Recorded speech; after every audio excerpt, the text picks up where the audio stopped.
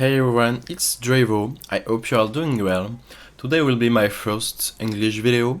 So, my first English video, why? Because my streams are now in English. Mainly in English, you can sure talk in French too. But right now, because there is more and more English and other community people coming to my stream, I will also do some English video. So this one will be the first one. What is this first video? This first video is about the World Championship, especially about Garrote Rogue. If you want to learn Garrote Rogue, I think this video is perfect for you, because we will analyze how the World Championship, all the players in the World Championship could have played better in Garrote, and I will explain some tricky turns that they did in specific matchup, and when they probably had to grid and when they didn't had to grid in specific spots. So we'll analyze this together. So it's the first tricky spot. As you can see, there is a Dagon 2 because nothing to play in possessive side, and right now he's about what to play right now. And if you are in his position, you need to think about what to play. You are facing a OTK Demon Hunter and you have to make a choice. Do you want to Shroud, draw with one of your cards, like Shroud or maybe Swindle? You don't have any activator for the Swindle, so you will probably not Swindle in this spot. What about Shroud? The problem with Shroud is you will be Omega punished on the glide. The only way to lose, is the glide. You have a bad matchup when you are in possessive side, and when you are in the rogue side, you just, most of the time, it's really hard to win because of the glide. Glide, shuffle off your hand in your deck, and you will draw only 4 cards. That's why it's important to not shroud. You can consider, okay, he may shroud right now and play minions next turn, but the problem with this is that he will shroud right now and he has both secret passage. If he has both secret passage, that means he probably want to play one next turn, and if he plays one next turn, he will have a lot of cards in hand because he will draw 2. So that means 7 cards at the start of the turn. He plays secret passage, 6 cards in hand. Then after that, if he draw any cards on secret passage, that means he will have more cards in hand. So the glide will be a bigger punish. So that's why Possessy in this spot didn't choose to Shroud in this spot, and he chose to secret passage, which is probably the best play in this spot. So what about the play now? When you do a secret passage, the thing you want is to empty your decks as fast as you can, because you are a combo decks, and especially against OTK Demon Hunter, you want to be faster. And the plan to be faster, you could consider to play the weapon just to empty your deck, but I think it's fine in his spot to trade this one just to draw 1, and because he had a lot of card draw on hand, it's fine. So what about playing something random? What you wonder is, do you want to throw the augmentation because it's like a combo Pisces? You have a Shadow Step. You can consider play augmentation, Shadow Step it, just to empty your deck. But there is a just middle to find between empty your decks and throw cards from your decks to from the secret passage. So right now, he considered to not Shadow Step in this specific spot, because anyway he will have more cards in hand, and because Shadow Step is a valuable card, he didn't want to play the Shadow Step in this spot. So as we can see right now, Possessy is playing well around the glide. For sure he can't take any glide in this spot because we are only turn 3. Turn 3 you can't take any glide, especially except with the sigil. If sigil draw glides, that means you can take glides, but that's all. So Gabi there made his turn, and he accomplished the first part of the quest. He has the first glide on hand. The question is, will he be able to empty the glide? Outcast the glide. and it's really hard with this, and we know acrobatic, sigil, and the first scream on the left.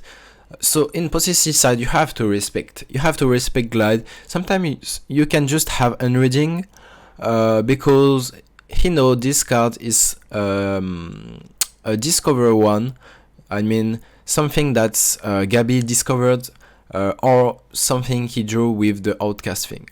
So in this specific spot, possessive can consider not taking glide, and especially with the neophytes. Neophyte is a K card, pretty strong because you most of the time deny the quests from the Demon Hunter side. So right now it's about play around the glide. You can expect a glide in possessive side, so it's the same spot. What do you do to play around the glide? He can consider secret passage or just play the neophyte because it's really important. I think I will play neophyte, just make sure Gabi doesn't do the quest, doesn't accomplish the quest, and most of the time he will not glide you because it needs to be exactly in outcasts. So most of the time you will not take any glide. So that's why he chose to swindle, because even if he wants to play around the glide, he also wants to be fast, to draw cards. So it's the just matter, because he played the neophyte in this spot, he chose to draw. So right now, as we can see, Gabi most of the time doesn't have glide outcasts, and apparently he wants to play the glide in this spot. So he will play glide in this spot most of the time because he wants to accomplish the quest. It's the only way to accomplish the quest because we are under neophytes. Especially even if you have both spectral sight, you can't grid the glide in this spot. This is a discovered one, that means you have 2 glide in your deck. That's why Gabi wanted to play this glide, because anyway he will have 2 or more glides, overglides. So in possessive side, we know our opponent is about the second part of the quest, and it's only the last part of the quest left. However, you know, after a glide, sometimes your opponent may blank, so you can expect in possessive side that the Demon Hunter is blanking. So right now we're shrewd, we have a lot of cards, but most of the time it's correct in possessive side to not play around the glide, because anyway, if you just play around the glide excessively when there is just one glide that gone, it's not really correct, because anyway you need to be fast. He played the first neophyte and he chose to shadow step because it's the most valuable to shadow step. What you need to think when you are in possessive side is what cards I want to keep. So how many shadow step do I need to keep? Do I need to keep 1 shadow step for the combo? Do I need to keep both Augmerchants, Ethereal Augmerchants, to OTK in the late game? And the answer is nope. You only need 1 Augmerchant and exactly 3 spell damage. So you will need the Guild Trader most of the time, the Augmerchants, and your Garrote. So that's why Possessive use already shadow step on the neophytes, because it's a valuable one, the most valuable cards to shadow step, because it's like winning 1 turn, and winning 1 turn is really important. As we can see, there is only a little chance in possessive sides to get glides in his spots. So Gabi didn't top deck exactly glide. That means because Gabi didn't exactly top deck the glides, he had to trade there. He had to trade. He wanted to trade, but that means he had only 1 out to draw the glide, because it's not on the left. He has only 1 out. Draw the glides and to outcast it and play it because of the neophyte. So as you can see, the neophyte is really key. The neophyte is the most important card in the matchup against OTK Demon Hunter, but also against some matchups like Druid alignment. Alignment Druid was a good matchup before the nerf, and maybe even right now, because you have the neophytes. So right now, what do you want to play when you are in possessive side? You can consider playing one field contact because you have both of them. So he will play field contact and neophyte for free, which is pretty good. So for sure you will play this neophyte to draw 1, and with this you want to empty all your things. So most of the time you will probably play plain finger on the neophyte because you want to shadow step neophyte. The question is, do you want to play right now the neophyte? This is a tricky spot because he doesn't want this pen finger coming back in his deck and in his hand. Why? Because you want to play around the glide. You want to play around the glide, so you kill your own pen finger. This is a really tricky spot that most of the player will not have done. Killing this pen finger means one less card in your hand, and it's really important. It was tricky, but really important. So he plunderer, as we can see, he had shadow step the neophyte and play it again. And if we are in possessive side, we have just seen that Gabi have draw 1 card last turn. It's the unreading you have to need. You need to have. Sorry, it's possessive. Gabi drawing 1 card last turn, and apparently he didn't play any cards, so he was free for the last part of the quest. He drew only 3 cards in the turn, but he didn't do anything else with all these hands. So possessive can have the unreading that the glide is on the right. So Gabi is just expecting something cheap to play this glide, and because you play double neophytes, you know you counter the glide if this specific card is the glide.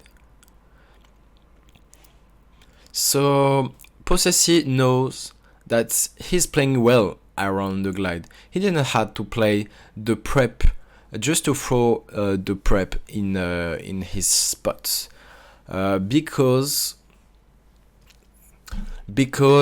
he knows most of the time he will not be glide. And even if the spots, it's really interesting spot, because if you are in possessive spot, you know you are under 2 neophytes for Gabi. So even if there is the glide will cost exactly 6 mana. So even with the glide, the field contact will stick on board. So that means possessive was totally controlled the game, because even the glide was not a problem. So right now we will probably prep Shroud. We want to empty this deck. This prep has to be played. So prep Shroud will probably go first in this spot. Let's see what possessive chose to do. He started with prep Shroud for sure, because it's the most correct play to do. So right now he has the Octobot. He want to trade first. He can probably consider to play Octobot in this turn. So in this spot, he wants to optimize the card reduction. Indeed, the cards he wants to reduce are not the tradable cards, which are really useless to reduce. So right now he wants to reduce all his hand, then he wants to go field contact and do all the draw from his deck. And because his opponent doesn't have yet played the quests, he may just be faster than Gabi in this specific spot. So it's really rare, but when you play perfectly and sometimes you're not getting glide, you just can accomplish your OTK faster than the OTK Demon Hunter. So right now he play Octobot. I think he may consider not proccing it. Do you know why? Because the chance to one-shot the Octobot are really small, because Gabi needs exactly something like one Moag or 2 Moag plus the 1-3 spell damage things. So because of that, Possessy knows that anyway, if Gabi wants to glide him, he needs to also proc this Octobot, or anyway the possessive end will be reduced by a lot. So the glide is not insane there in his spot if you can't proc the Octobot. So possessive is forcing Gabi to play Immolation and Glide if he has both. Most of the time he doesn't have both, but in this spot we can see that Gabi has both. But anyway, possessive filters filter a lot of his deck, so that means he's not in a bad spot because the quest will be played only next turn. And what you have to know in a possessive side is the turn where your opponent is doing the quest, he will have to play the quest for 5 mana, then it's not sure that he can glide you, because he needs exactly something like double jump and draw the glide, so most of the time it will not happen. So the scabs there is pretty cool, because it's your last Octobot, so Possessive may play the scabs right now, which is really good because it's like 8 damage on board, and you set up the thing. You set up the hero power, which is pretty good. Why is it pretty good? Because it's like having 2 more manas in your turn. So that means maybe next turn you can consider to draw all your decks, and most of the time you will not have any cards in your deck. You just will have no cards in your deck, and we will see how Possessive optimize the draws and just keeping the K combo pieces, the combo pieces, and so let's go. For right now, we will play the Field Contact for only 1 mana. We play the Brain Freeze for sure for 0 mana. Let's see what we get there. We get the Garrote, so we can trade first. No, we can Secret Passage because no more Battle Cry. And as we can see, there is 2 Garrotes. There is 2 Garrotes there, which means you have all the combo pieces on hand, and you can just now empty your decks. So your goal there is to empty your deck, play all the cards. You have to keep 1 Cutlass at least. So he is going to Aug Merchant now. He's probably going to Swindle, or maybe he wanna save the Swindle. So I think he wanna trade the Cutlass there, because what you need to know is if you are in Possessive side and you want to empty your deck faster than you can, if you draw again the Guild Trader, that means Guild Trader will come back in the deck. As we can see, he traded the Guild Trader and he drew it again, but the interaction is it's like if Guild Trader was in your hand, so that means it comes back. So right now in Gabi side, we are hoping to stay alive. We first play the Glide, that means it will not be 100% lethal next turn, because there is no more Field Contact. However, you need to kill this Field Contact in Gabi side. You need to kill this Field Contact or it will be 100% lethal. So it's a hard spot, because the only way to kill this Field Contact is to play your last Fell Scream Blast.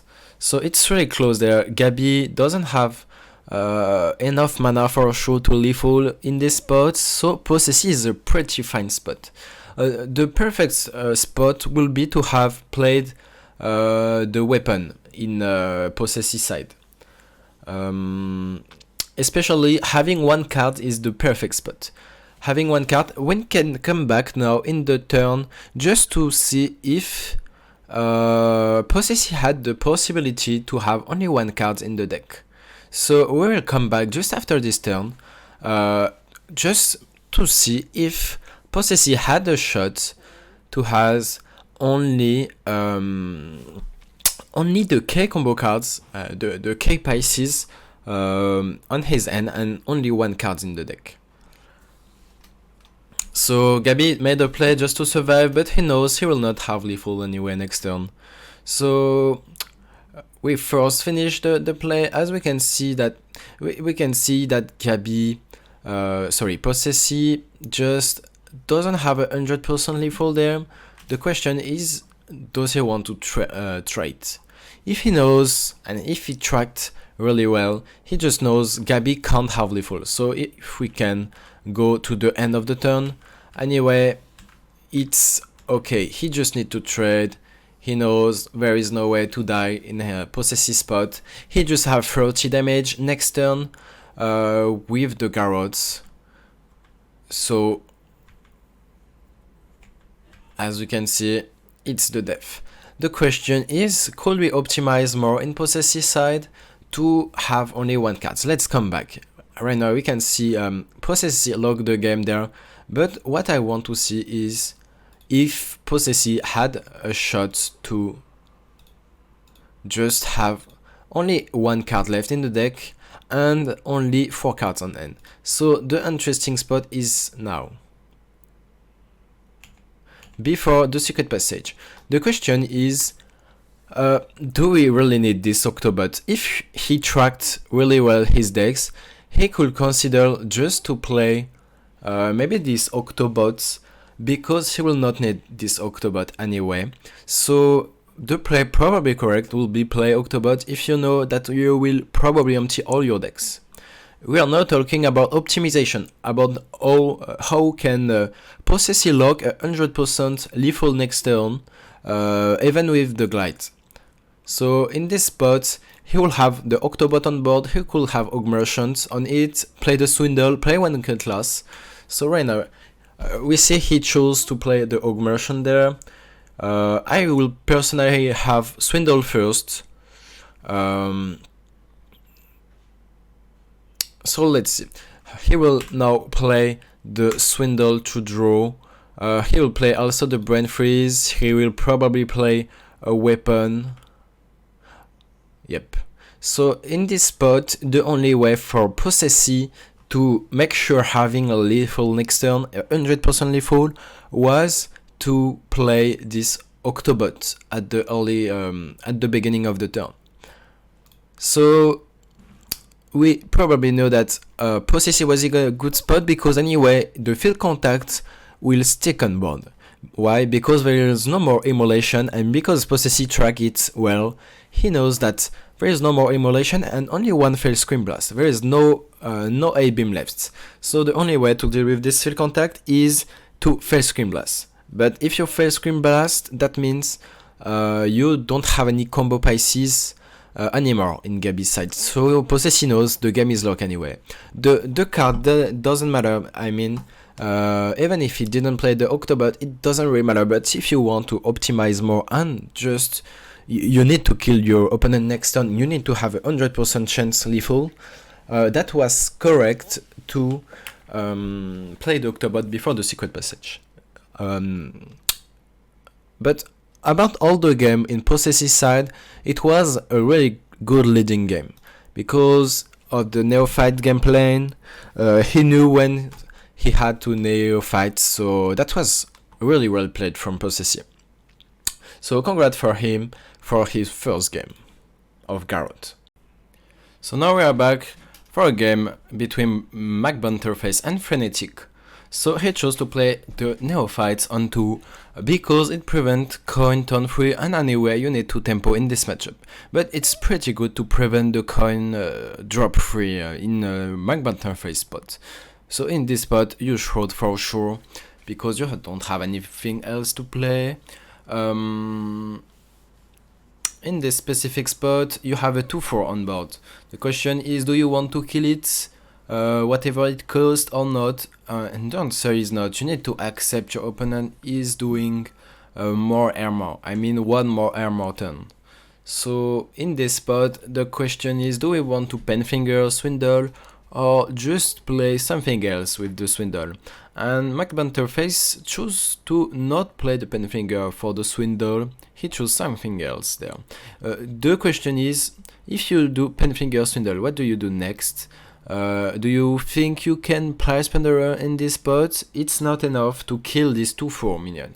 That's why he don't really want to do it. So there in this spot, if you do Penfinger, you probably want to swindle and trade the Guild Trader to optimize your card.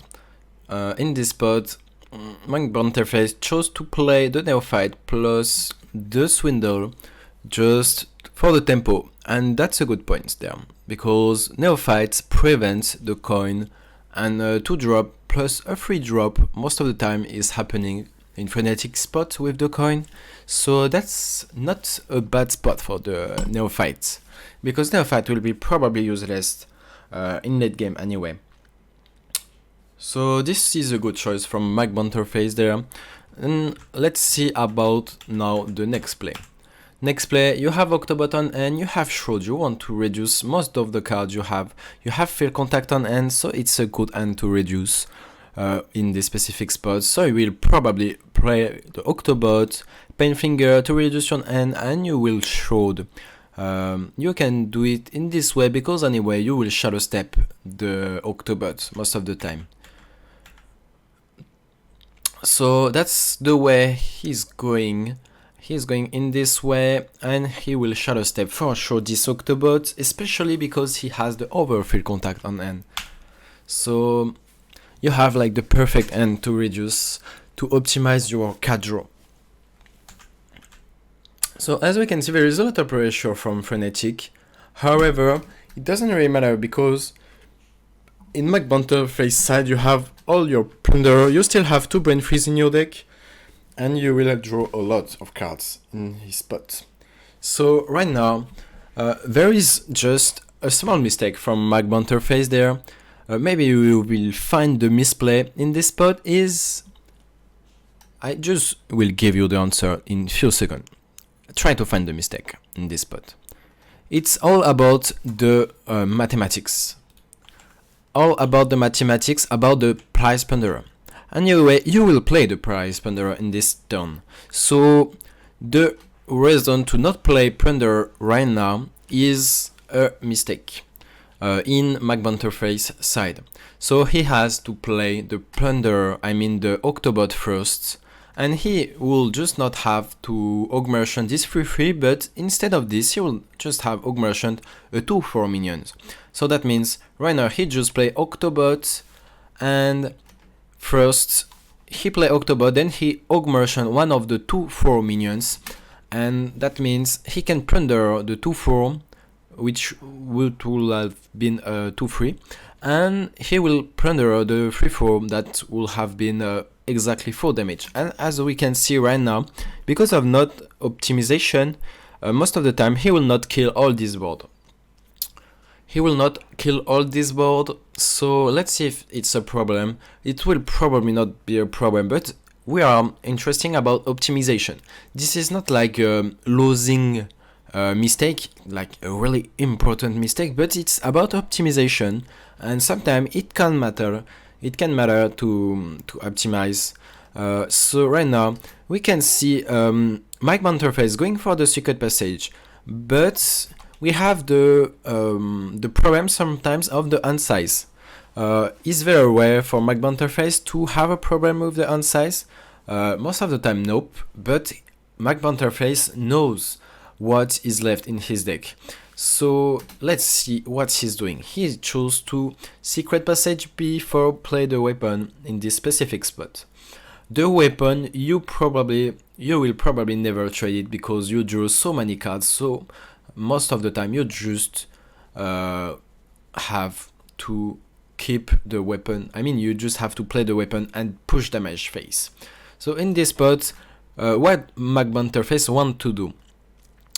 The question is, do we want to Brain Freeze or we want to Augmerchant the Field Contact? If we Augmerchant the Field Contact, that means we have an out. We have an out to top deck the prep with the Brain Freeze. So anyway, if you Divine Shield your Augmerchant, it's like the same effect than the Brain Freeze. Why? Because your opponent has to kill the Field Contact anyway, or he will lose. So because Magbanterface chose to Brain Freeze, it's like not the best play in my opinion to Brain Freeze, because you just want to play the Guardian Augmerchant, which is more powerful, and especially because you have a top deck. You can top deck the prep. It's 20% chance because you have 5 cards left in your deck. And as you can see, he top decked the Prepped. So for sure, the Prep can be useful for the OTK with the Garrote, but I think it's about optimization. You can consider having the Prep played on the last turn with the Secret Passage, but for sure he will have Overdraw. Wait, would he have Overdraw with the Prep and the Brain Freeze? That means he would not have the Prep on end. Okay, so that was useless. But I think, in my opinion, just to be sure, I will just have played the weapon, because anyway, this weapon will push face damage. So that was why. That's why it was correct to play the weapon there. So if we had the Brain Freeze, if we had Prep, Brain Freeze and Divine Shield, this one will have saved more HP in this specific spot. So let's see now if it's matter. So as we can see, Frenetic can deal with all this board, and Magma Interface is 9 HP. So let's imagine that there is a Divine Shield on the field contact. If there is a Divine Shield on the field contact, that means in this specific spot we will have push maybe 3 more damage, but 2 damage will have gone on the field contact instead of the interesting. 2 damage will have gone on the field contact, and the 3 attack minions will have connect face, probably. But I think 1 HP doesn't really matter. In this spot, you know, if this specific card is the 6/5 charge minion, it will for sure kill you. If you don't scabs there, because 2 attack from your weapon, and for sure you are buffing the card because of the weapon. So right now, Magma Interface is afraid of dying. So that's why he doesn't want to die, and he knows most of the time he will just have lethal next turn. So that's why he will choose to just play the scabs in this specific spot and play the weapon to not overdraw. He will Hero Power Swindle just to optimize the card draw, and he will have 100% lethal next turn. He can't die on this spot for sure. So that's well played from Magma Interface, and I don't really see any mistake. There is about the optimization of the Prep. When you play the Secret Passage, you could have just augmentation to your field contact. That would have been really correct, especially because you have the out Prep Brain Freeze. So in this spot, as we can see, a lot of spell damage. You need only 3 spell damage to have enough damage, maybe less, because actually you can just push for 8 the weapon 10, so that means your opponent is 24 HP, and with 24 HP that means it's exactly 2 Garrotes after nerf. After nerf is the 1 Garrote plus 2 bleeds twice. So you don't even need the Guild Trader there in this spot to lethal if you want. So even if we didn't play the Guild Trader, you will have lethal in this spot. So that was well played from Magma Interface. The line was not so hard to find, but we will see, guys. We have some outdoor game in some games really interesting are coming, because in the next games we have a lot of mistakes that probably cause the games. You will see, guys, some important mistakes that you should consider, especially in the mirrors. The mirrors are really important in decision making, because all the decision can cost you the games if you do it wrong. So that's why the Garrote Rogue is really interesting, and that's why if you want to learn the deck, it will probably take you more than 1000 games. And maybe 1000 games is not enough to masterize the deck 100%. Maybe you need like 2000 or maybe more, because the meta is always changing, and with the nerfs, we really need to keep learning the matchups, because we have always new decks. Even if Garrote seems to be okay, it's like the decks continuing for a while right now, but It's really interesting when you are in Garrote sites to learn how to play all the matchups.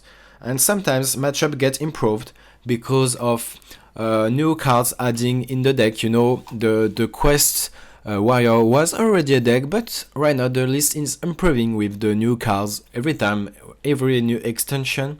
So that's why it's cool to learn Garrote. Even with new meta, it's cool to still play Garrote. So now let's analyze the matchup against a face hunter. It's really interesting because a lot of people doesn't really know how to play the matchup against face hunter, what are the keeps in the mulligan, and what are not the keeps. So what we need to know is all the card draw like Shroud and Swindle are not keeps.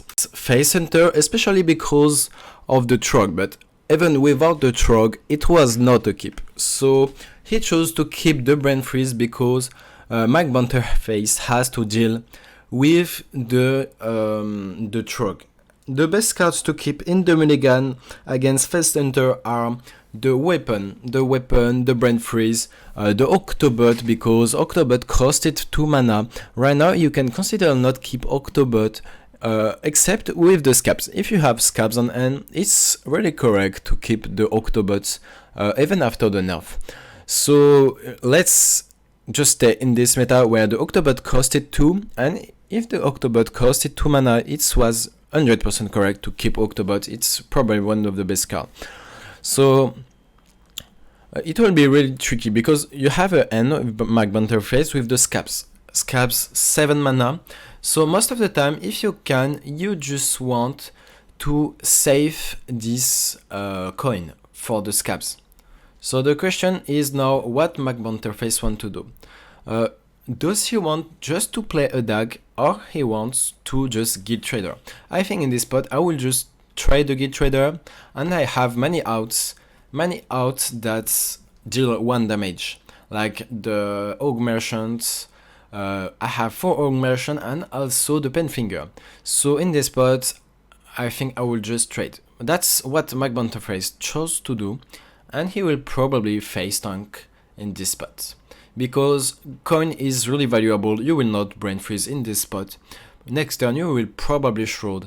You are playing against an opponent not having a lot of things there, so no minions. That means you can easily draw, but most of the time you have to deal with minions against you. So in this specific spot you can easily Shroud. You will probably play the Secret Passage next turn, or except if you have to deal with some boards, you will not play the Secret Passage. If you have to deal with boards in this spot, you will play all your things to deal with this board, like Penfinger, Brain Freeze. It's important on turn 5 not having any minion on board if you can. So maybe in this spot I can consider just prep Secret Passage. Let's see if he wants to prep Secret Passage. In my opinion, Mike Bunterface should keep the coin for the Scabs. So let's see if he keep the coin there. I think it's really correct to just prep Secret Passage. So we are going to accelerate, maybe. Okay, he's doing the play.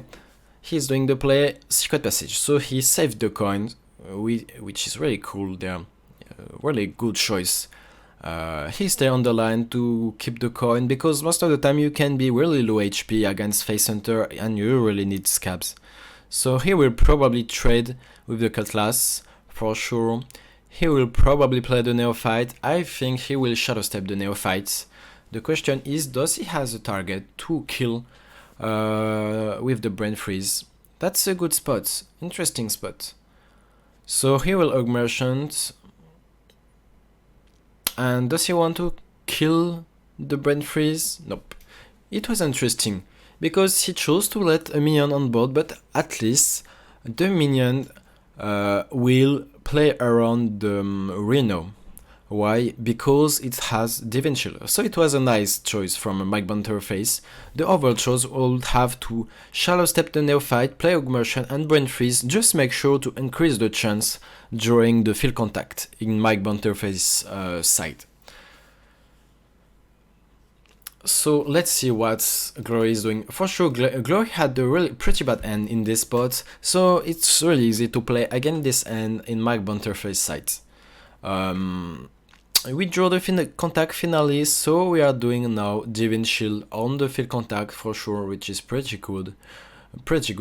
So we draw the Octobot. That means we'll probably play Octobots, Coin, and Prockets.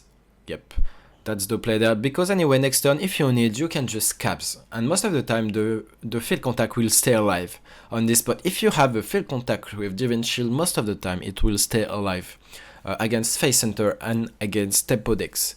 So you need to learn what are the matchups when you can try to have the field contact sticking on board. Paladin is also a good example. I will do some guild if you are interested. I will also do guild against Paladin against a lot of matchups which are tricky, because against Paladin most of the time you just win by sticking a field contact on board. You need to know when you have to try to stick a field contact and hope it doesn't die. So he shadow step there. It's correct, I think, because anyway you reduce your hand, you pressure more, you can also play the weapon, so you are in a pretty fine spot there. Most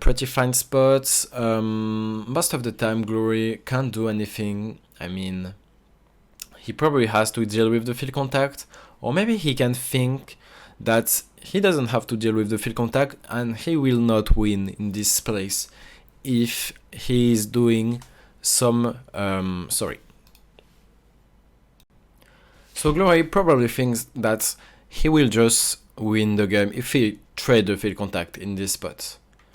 So let's see, but I think that Glory will probably kill the field contacts. Yep, because he made an interesting play there. Just play the 1-1, the wall pelting gun, then trade the doggy biscuits. But that means he will trade the Mike Bunterface field contacts. However, it's probably not a winning play because he has to play something in the field contact. He has to charge on it. So that means that costs a lot. And you most of the time just don't have lethal next turn. So for sure you traded the field contact, and as we can see there is another Neophyte on Mike Bunterface, so Neophyte should lock the board, the game there in this spot. I think the play will be just play the field contact in this spot. You can also consider to play Garrote, so I think I will just play Neophyte, Brain Freeze in Mike Bunterface side, Brain Freeze the 2-2, going face with the Penfinger first, for sure. Okay, he chose just to Secret Passage first, but it was correct to Garrote first and play the Brain Freeze, in my opinion. So he will probably play the Garrotes, trade the Guild Trader, trying to draw the bleed. I think it will have been the winning line. Anyway, he is winning on this spot. I don't see a way where Mike Bunterface is losing in this spot, but just make sure to kill your opponent next turn. I think I will just play Garrote, trade the Guild Trader, and play the Plunder like he did. So anyway, in this spot there is like a checkmate. Glory can't do anything because he's under Neophytes. He can't set up lethal in 2 turns while surviving to this ball, so it was well done from Mike Bunterface. So we are now back for another top 8 elimination match. So right now the loser of this match will just finish top 8 of the World Championship, and the other one will continue. So as we can see in the mulligan, Xerobai just keep the Octobots and the Neophytes, which are 2k cards to keep, and what you need to know is when you need to keep the Neophytes. You need to keep Neophyte against some things like Demon Hunter OTK, and also against Druid. Druid alignment is probably a good example of when you have to keep the Neophytes, because if you know the perfect timing for the Neophytes, you just win turns, literally. So having knowledge of the neophytes, having a knowledge of your opponent decks is a huge advantage. That will give you a good advantage as a Garrote Rogue. So you will really improve at Garrote if you know your opponent. That's a key part of the deck, because Neophyte is the most skill card. So we are playing the Neophyte to deny the 3 mana overgrowth from Frenetic. We are expecting for sure an overgrowth, or even without the studies it will have been coin overgrowth. So in this specific spot we'll just gnoll in a Frenetic side, and we can overgrow for sure next turn. As we can see, Xiaobai has a pretty bad end, but at least he pushed some damage, and we have Scabs. Scabs is probably a really good card against Druid, especially if he can go really early. If you can play Scabs in early, that means you will have 8 damage to pressure in early, so it's insane. So as you remember, guys, in this World Championship, the alignment costs 7. So right now it will have been a good spot for Xiaobai to draw the Neophytes or the Shadow Step, just to prevent the alignment. But even under alignments, there is a good spot for Xiaobai, because he has the Scabs. He can Scabs Hero Pearl Neophytes. That's probably his play next turn. So we can see Frenetic doesn't want to do nothing in this spot. He could have considered just to draw to gain mana, but it would have probably been a mistake if Xiaobai is doing some Neophytes. So if we have a Neophyte, that means you can't set up the Solar Eclipse scenario in Frenetic spot. So that's why he chose there. He has chose to just play the scenario in this spot. So right now the question is, do we want to Scabs in this spot? And we can go more with this top deck Shadow Step. We can consider just go face Interby side, and I will personally play double Neophyte in this spot. So let's see what about the Interby play. He wants to play Scabs. He will probably play again the Neophyte for 0 mana, and he will probably Shadow Step because it prevents the alignments. So you have 11 damage on board. As you can see, Scabs is a K card against alignment Druid, because you just have 8 damage on board, and if you draw any card draw, it's really insane. So let's see if Xiaobai want to play the Shadow Step right now or not.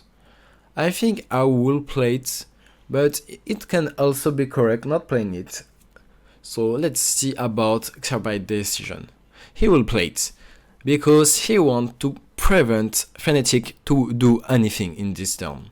So in this specific spot, you just lose most of the time in Frenetic spot, because you will take a lot of damage.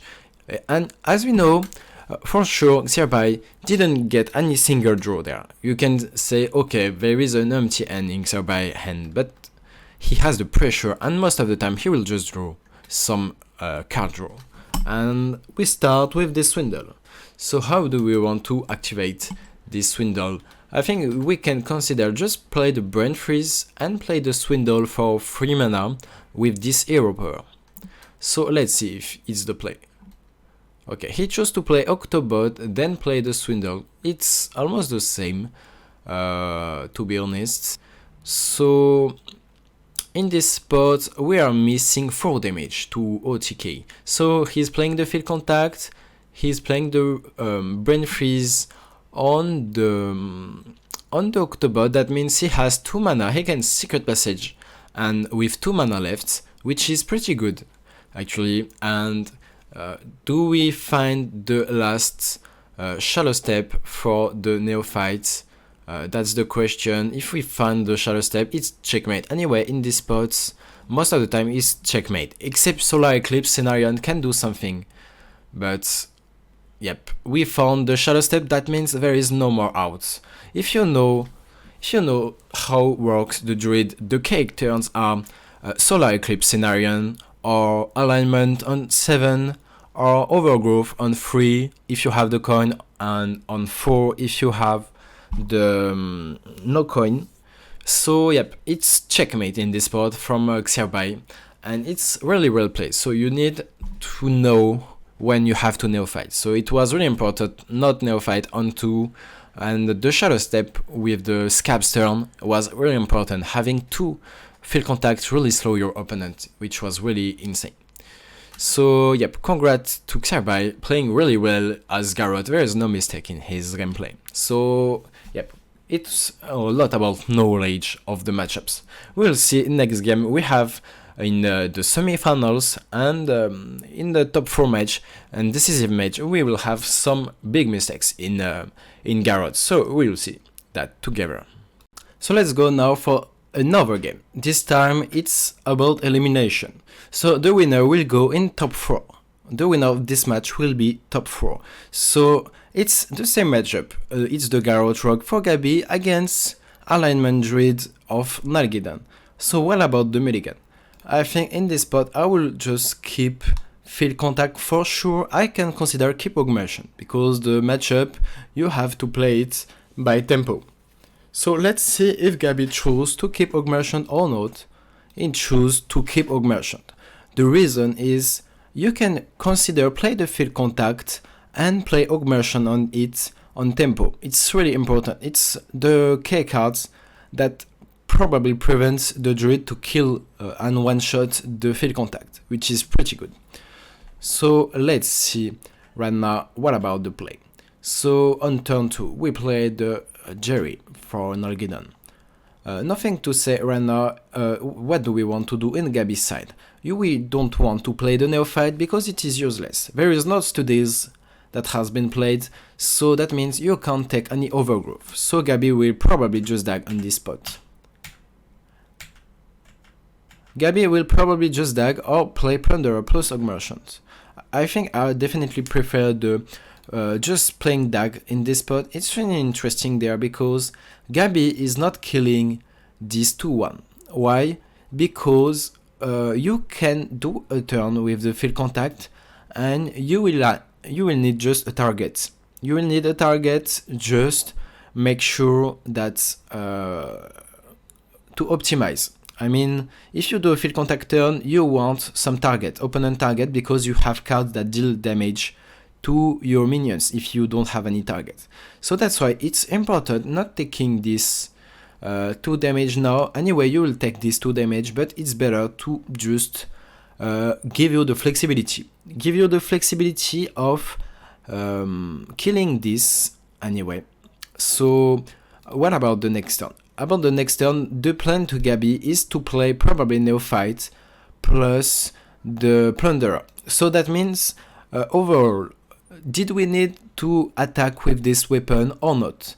The answer is by not attacking in this spot, Gabi has just kept 1 durability with this weapon. So it seems to be nothing, but it can matter because against Druid, most of the time you can't just equip another deck. So you save 1 HP and 1 durability on your weapon, which is like optimization. It's the World Championship, so it's all about optimization because all the play can matter. So it's really good from Gabi not eating face. It's not intuitive. I think mainly all the people will just have face tank in this spot and not considering just to kill this minion. So you want to neophyte to prevent the thing. You want to prevent the overgrowth. So let's see if Gabi want to prevent the overgrowth. For sure he will. The question is, does he want to shadow step this neophyte? That's an interesting spot. If he doesn't want to shadow step this neophyte, I can consider to augmentation it. So let's see what is his choice in this spot. because having the neophytes when you will play the field contacts is pretty insane. So Gabi has chose to play neophyte and plunderer, and he saved the shadow step. Why?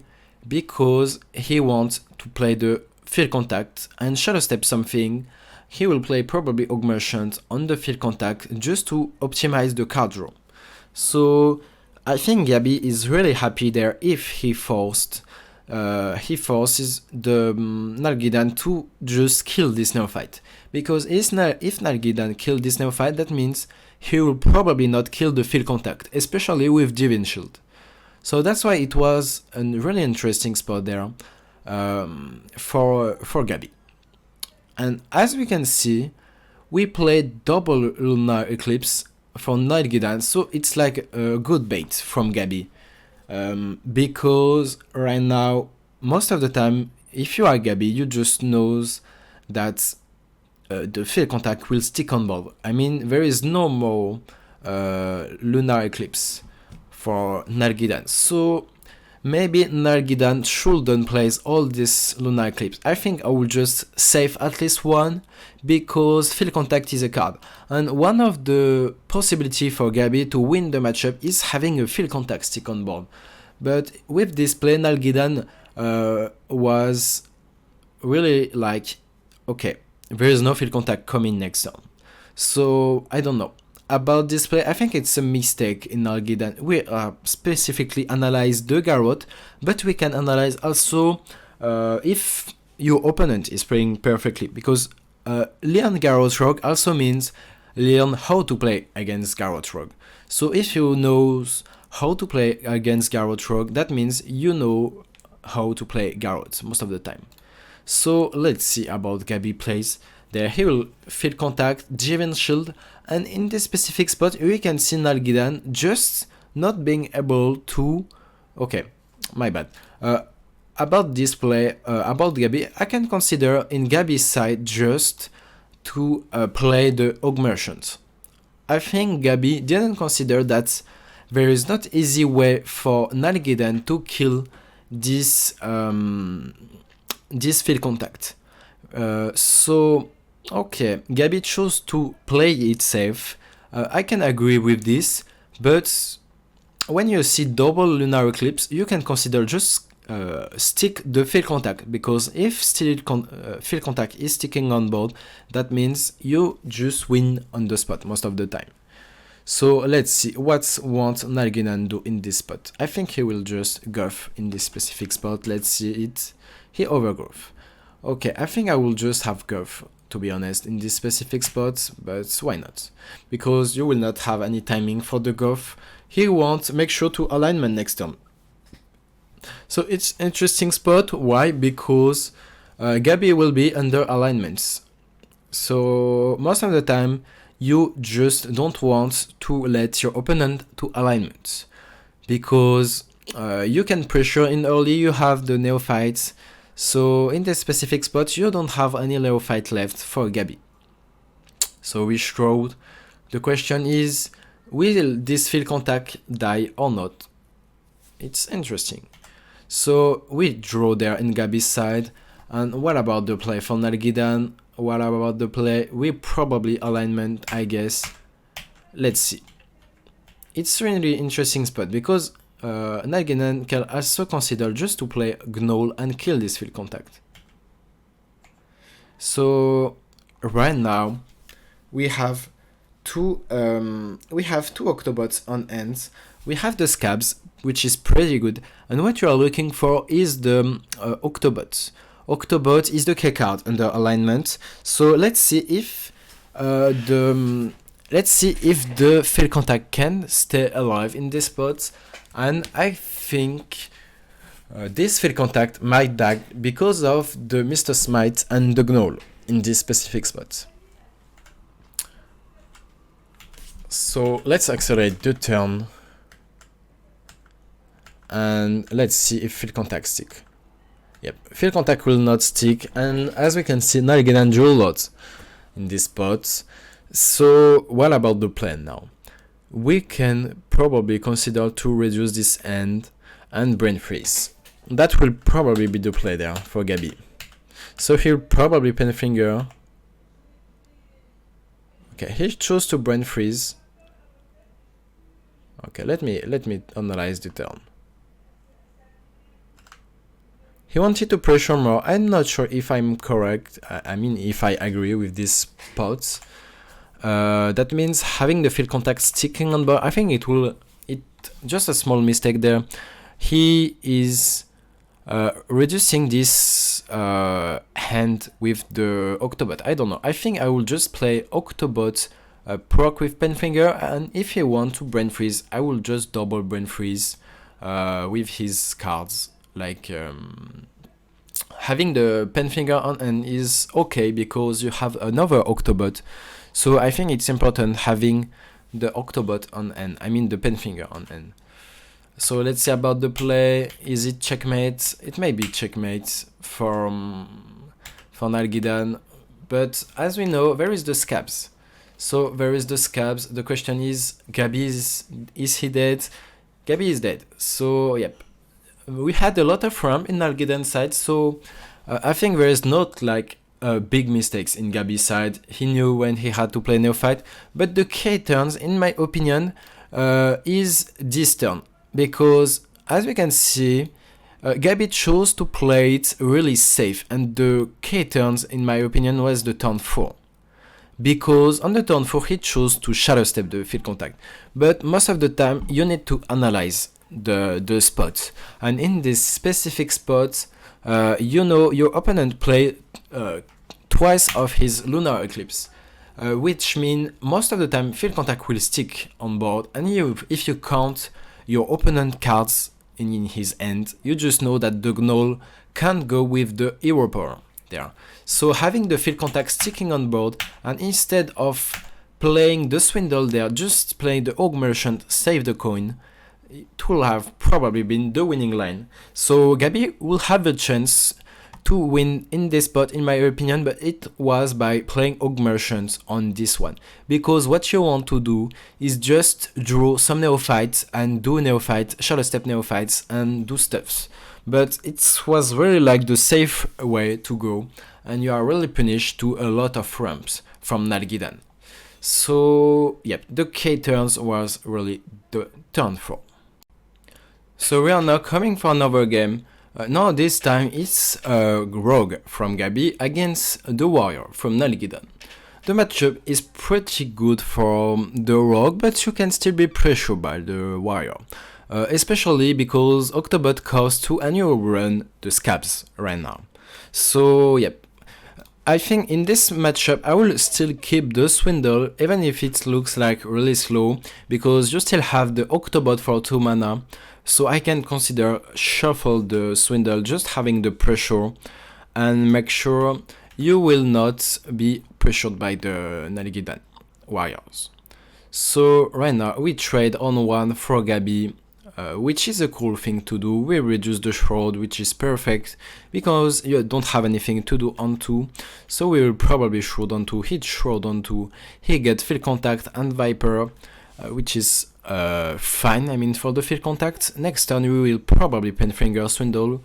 You don't expect something really aggressive there, except something like the coin 3/3 cannoner, but most of the time you don't want to coin 3/3 cannoner because it's really easy for the Rogue with the brain freeze to kill the cannoner.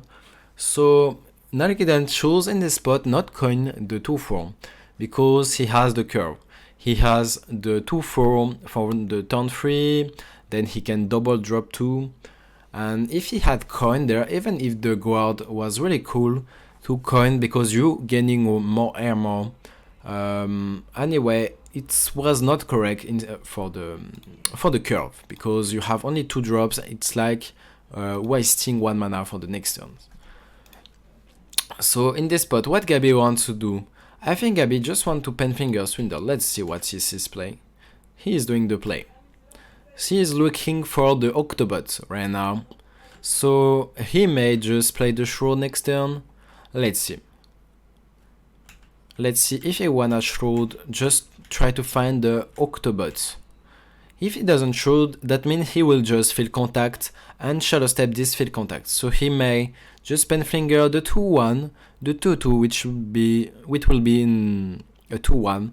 So now you shadow step, that means next turn you have a big turn, because 1 mana field contact and you can play 4 cards. So it's a good way to abort the matchup. Like field contact shadow step means next turn you can deal with a potential big boards. So right now you are seeing just a small board from Nalgidan, but you have to consider that the warrior can be really fast. So that's why Gabi chose to do this play, even if there is not a big board in this specific spot. So let's see if Nalgidan is doing a big turn there. Naturally, it's some board, but there is no cannoner. That means he is not losing a lot of HP in this spot. So right now, what about the play? We play the field contact there. We have the shadow step, which is pretty good.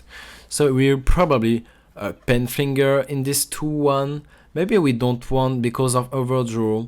So we will probably plunder the 2-2 if he wants to play it right now. But I can consider not playing pen finger right now.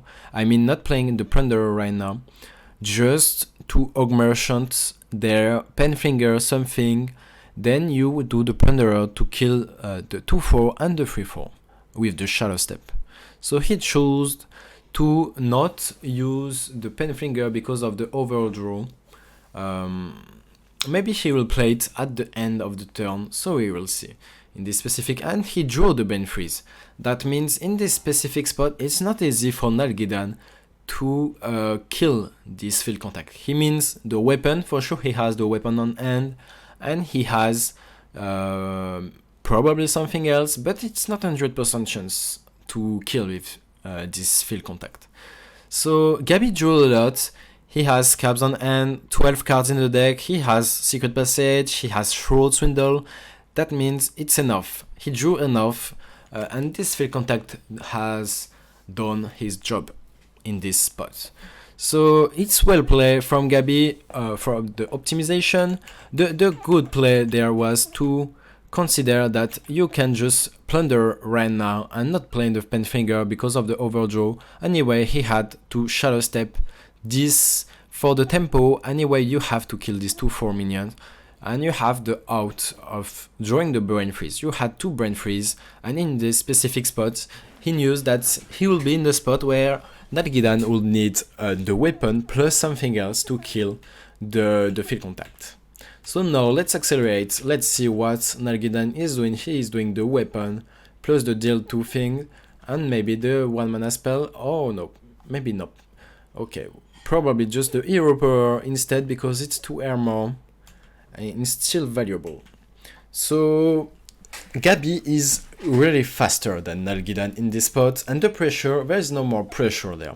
So even if Nalgidan has a lot of HP, if you know Garrote, you just know that if he drew a lot, he has scabs, he will be faster. He has a lot of spell damage to deal a lot of damage. You can go up to 36 even without any shadow step. If you save all the augmentation, you will have 36 damage.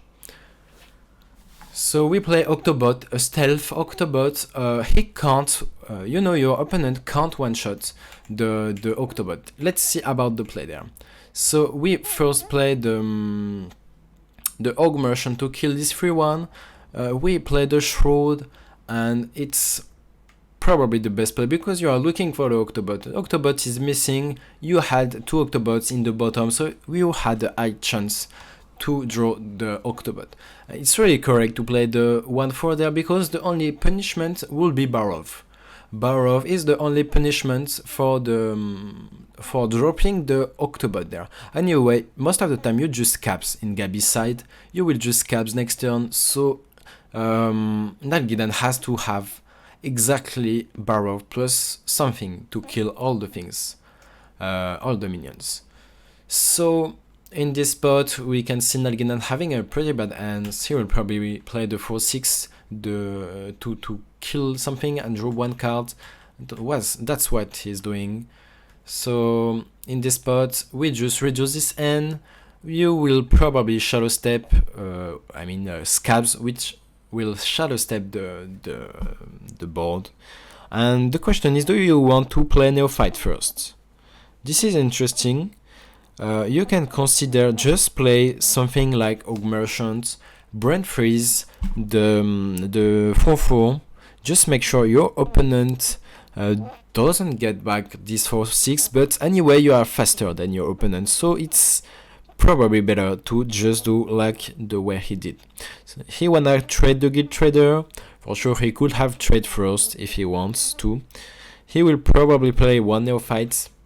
Oh, okay. He played the Viper just for the tempo. He played the Viper because it's something that will probably stick on board, and even if your opponent is playing the 4-6, doesn't really matter. So you have a lot of pressure there.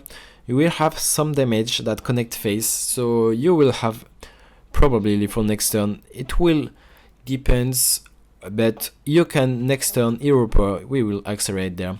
You can Hero Power, play Octobot.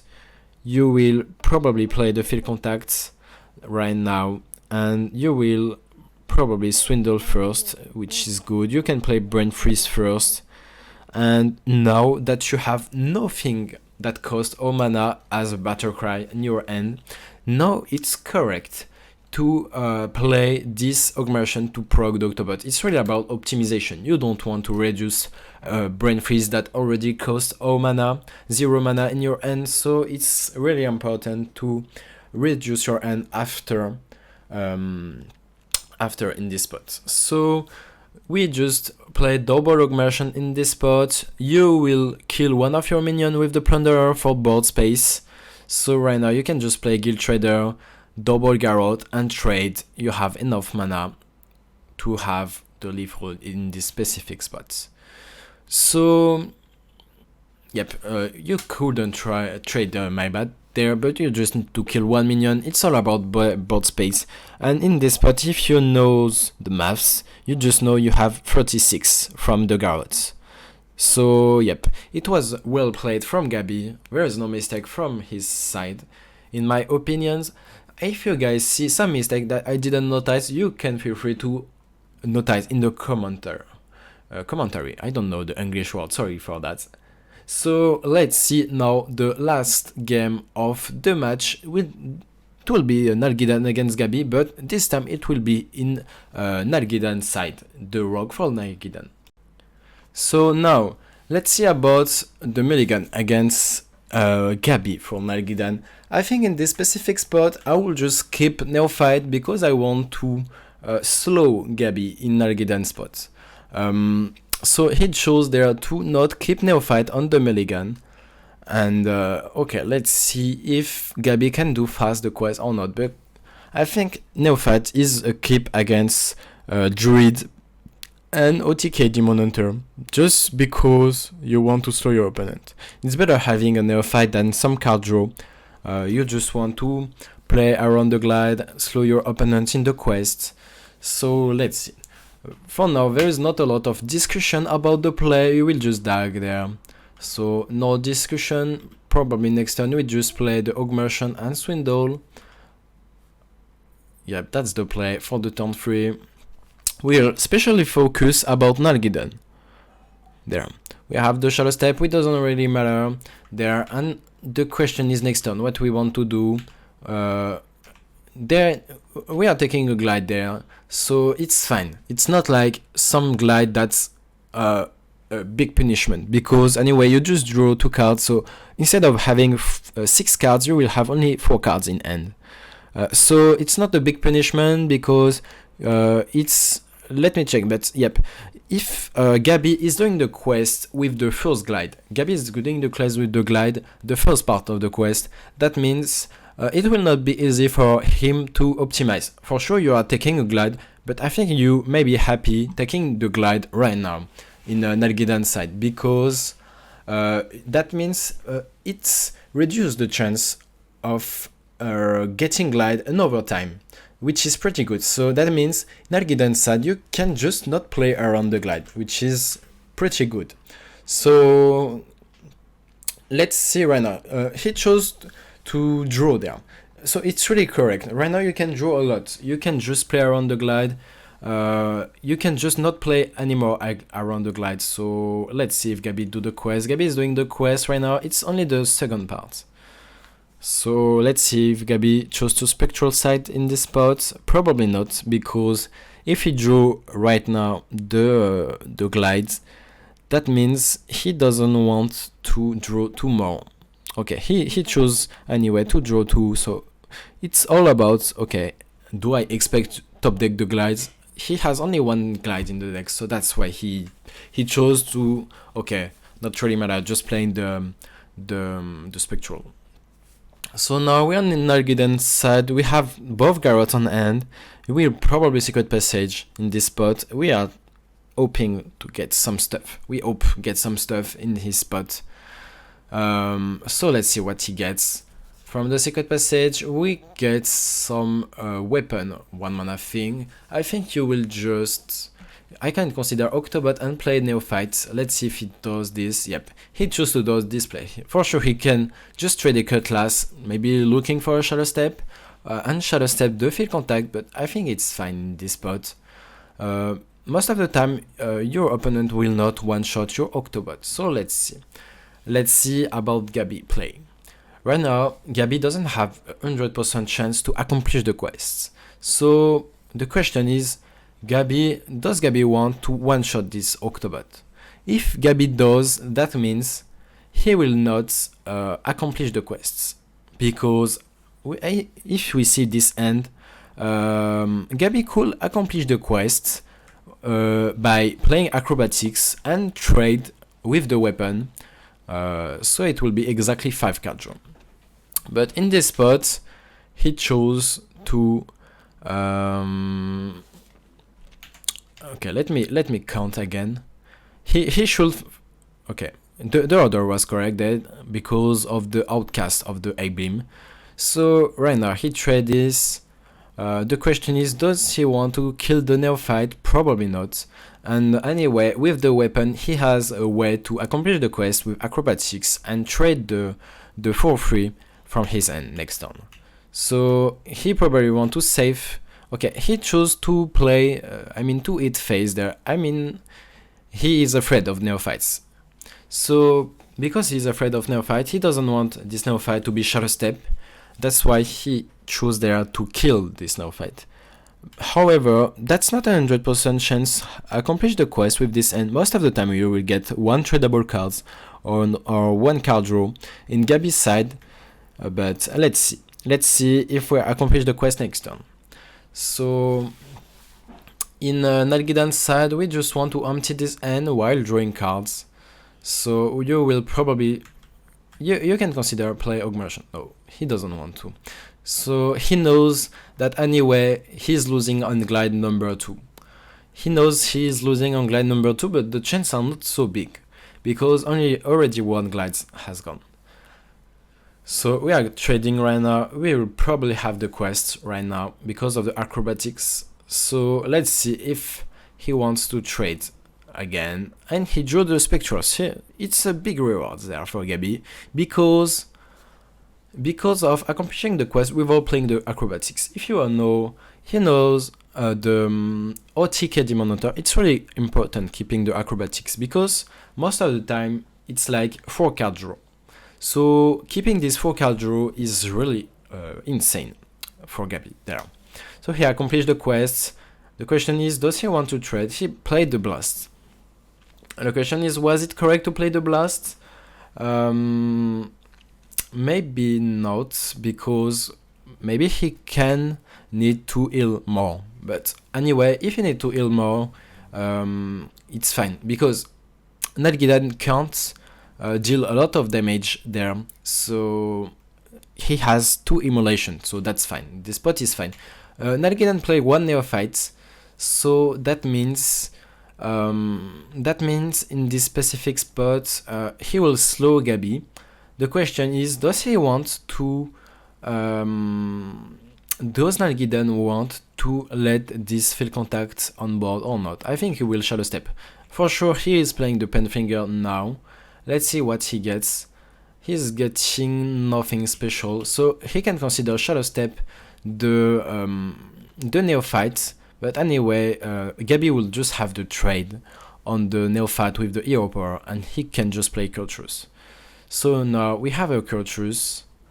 We will probably A-beam after trading the 2-1. That's the important order there, just to optimize the card draw, I mean the heal. So now it's an interesting spot about Nalghidan. Does Nalghidan want to Culturus in this specific spot, or he just want to draw? And in this spot he chose just to draw cards, because he maybe in this spot he just wants to kill his opponent in 2 turns if he can. So it will not be easy for sure. Most of the time you can't kill your opponents easily. So he's running 1/5. He get 1/5. Is 1/5 something worth it? I think he will take the freeze. Okay. So we get the Octobot there, which is pretty good. He chose not to reduce this end. Maybe he had to reduce this end. 3 mana left. I think I will consider just to play Octobot and proc this end. Maybe it was the winning line there. I feel like, yep, it was maybe the winning line to reduce this end with the... because you have both Garrotes on end. So I think it was a K turn for Nalghidan there. I really think it was the spot to reduce this end, because you can just play Octobot, proc your end, and Shadow Step the Octobot for sure. If you are getting Glide, you are not in a good spot, but it feels like you will have lethal most of the time by playing this play, because playing Octobot right now, you proc it, you Shadow Step it, and you just need to top deck the field contact, but you need to take risk anyway in this matchup. And in this case, the Garrote will cost 0 mana, because you will play again Octobot for 0 mana. You will be able to proc your end with the something like Augmerchant, and you may have lethal next turn if Gabi doesn't glide you. So let's see now if Gabi glides or not. Is there a way for Gabi to glide in this spot? Not really. And because there is no way for Gabi to glide, I think Nalghidan could just have won on the spot if he had Shadow Step the Octobots instead of trading. For sure he trades because he doesn't want to reduce this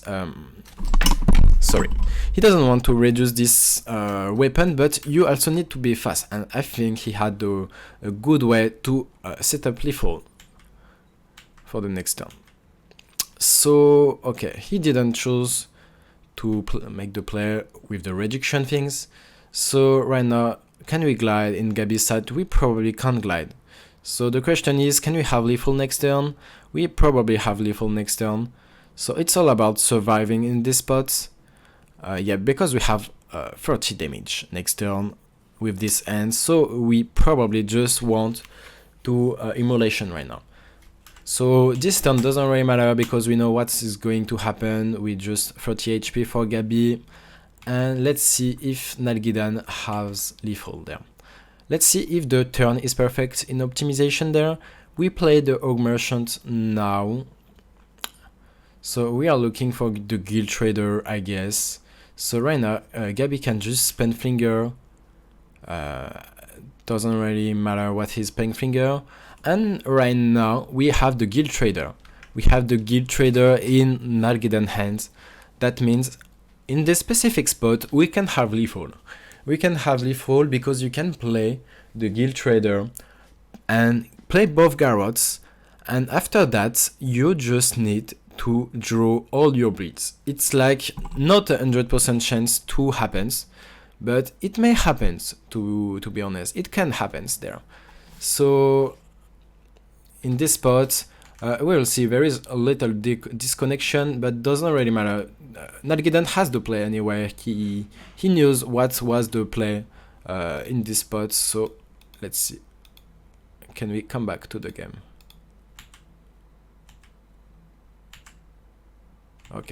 Okay, we are a bit late in the game, so let's see Nalghidan last turn. I'm trying to find the last turn, so I want to show you that Nargiden could have lethal there, but he needed to draw all the bleeds. So as we can see, he didn't draw a single bleed, so anyway, Gabi win on the spot. He will have probably, yep, he had to draw all the bleeds in this specific spot, which was a really small chance drawing all the bleeds in this specific spot to win in Nargiden spot. But the question is the K turn. I think the K turn was really the turn just before. Just before, the best play in my opinion was to reduce your end costs instead of trading like Nargiden has done. So sorry for sure if my English is not perfect. It's like my first video, as I said in the early video. I'm trying to improve, so it will be the first one, so maybe the next video will be better. I mean, I still need to improve. And yep, it was the K turn. The turn 8 was the K turn, and you could have won on the spot, in my opinion. You increased the chance of winning in Nargiden spots. So yeah, it was really hard to say. I think maybe there was another spot. I mean, maybe the best play there will have been to interesting.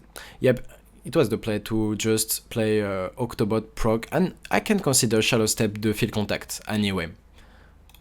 So yep, we can consider Shallow Step Octobot or field contact. It's really both play were really good, I think. So yep, it was probably the K-turns. So we are now back for another games of Mike Bonterface against Xiaobai, and this time it's like a good matchup for Garrote Rogue, right? Because it faced the Shaman, and the matchup is really for the Garrote Rogue. And as you can see, there is Octobot and field contact on his end, so maybe it will not be so interesting to analyze this game, because we can pass it in accelerate. We can just put the game in accelerate, just see if there is some mistake, just coin shroud, then next turn we can just consider play Octobot plus proc maybe. It will be a good spot to do it. Let's see if we draw something to proc. We don't draw anything to proc. So anyway, in this spot you maybe just can consider play an Octobot and the Swindle, because anyway you just have another field contact on hand, and Xiaobai probably not running any devolving missile, so that's why it's correct to play it in this way. So he chose there to play the secret passage. He didn't consider that anyway. It was not easy for Xiaobai to one-shot this Octobot. There is no way, except the 4 mana deal 4 damage. But if there is this, you are pretty happy with this happening, because that means the Xiaobai turn is pretty slow. So he chose to play, I mean to save the Octobot there. He gets some Swindle, which is pretty good because he's getting more resources. The only thing, he's missing some reduction, so there is nothing to proc the Octobot there. So let's see if he can draw it next turn. At least he can still play Octobot, play the Swindle in this specific spot, and most of the time he will have some card to reduce his hand. At least he has the augmentation. If he can reduce his Octobots, I mean proc this Octobot with something else, he will do it, because you want to save the spell damage for sure. So let's see what he gets. He gets another augmentations, so I think he will just play one augmentation in this spot. Yep, he chose to play one augmentation. The scary thing is the Mutanus. Mutanus is the most scary thing for Xiaobai. Let's see if Xiaobai want to play the Mutanus right now. I can consider see the Mutanus right now because we have the Mako on hand. So let's see what about the play for Xiaobai. He can also play the deal 3 on the Octobot. That means the next spell will cost a lot. He chose it to play it slowly, yeah. So okay, the cool thing by Mutanus right now is you know one augmentation has gone right now, and maybe you can eat the over augmentation. That will be really the nuts. And you also no, you didn't draw the dunk tank, so that doesn't corrupt in this spot. But yep, you could have considered just play a Mutanus. So right now it's the field contact turn. You have 2 field contact on hand for Magbanterface. You just play Neophyte. There you play the Plunderer. You can Shadow Step. The Brain Freeze cost all mana. You can still Plunderer. Maybe he want to Brain Freeze first. He didn't want to, so he want to save the Brain Freeze for the freeze minion. There is the Guardian that freeze all the boards. So it's just interesting not casting everything there. However, next turn he will probably play the Shadow Step, and he will Shadow Step the field contacts. He will probably play Octobots, but he will not proc with this augmentation because it's the last augmentation. So the next turn will be interesting for Magbanterface. Yep, it will be really interesting. He is low HP, 16, but he can't be OTK because he's faster than Xiaobai. So let's see if he feel contact right now. He will feel contact right now. So let's go for the field contact. We play the Brain Freeze. We play the Overplunderer. Let's see if we play the Octobot and we proc it. He is considering killing his own things. Nope, not really. So I think I will just play the augmentation there. But yep, he considered not to play in this specific spot. He considered not to play the Octobot to proc it. But most of the time, if you proc it with the Divine Shield, I think it's fine. He chose to Divine Shield this one, but I think it was fine to play the Octobots, proc it with the Divine Shield, and if it's still alive, you can just scabs next turn and kill your opponent the following turn. So, okay, it's time for Mutanus. Is Xiaobai going for the Mutanus right now? Yep, he does. He hits the Neophyte, which is probably the worst card of the end. So let's see if he's trying another Mutanus. Yep, he's trying, and he hits the Octobots. So at least he still has his spell damage there, which is fine for him. However, he can't really scabs in these spots because he just wants to not come back this Mutanus on end. So it will be an interesting spot. I think I can consider not scabs on this turn. Anyway, you will have lethal, you just need to draw all your decks. So you just don't want to scabs this Mutanus. So let's see. Let's see what about the play for Magbanterface. Yep, he doesn't want to. So he thinks he may have lethal right now, I guess. Maybe he has lethal. Let me check if it's 100% lethal. I'm not sure it's 100% lethal. Yep, it was not 100% lethal, but most of the time it was lethal. So yep, it was well played from Banterface because he needed only to draw 1 bleed in this spot. So yep. Congrats to Magbanterface. It was not like the best game to analyze because the matchup was really free for Garrote, but it's still important to analyze the tricky spots, the decision making. Okay, we now have an interesting game for the Garrote for Xiaobai and the Druid for Magbanterface. So it's really interesting there because you can see the mulligan for Xiaobai. He considered to keep everything in this spot, and the question is why?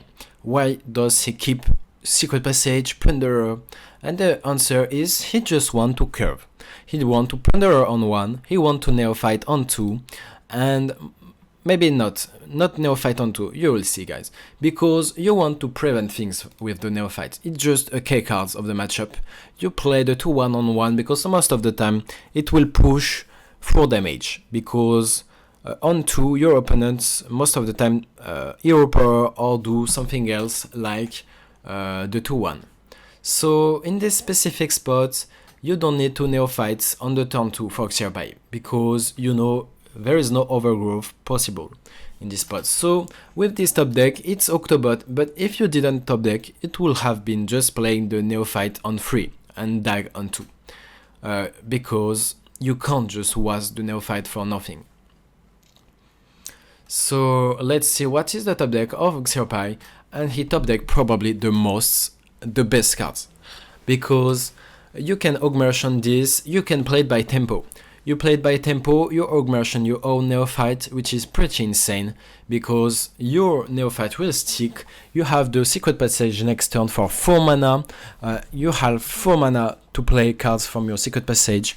You are looking for the shadow step, maybe just to slow your opponents. You can draw things.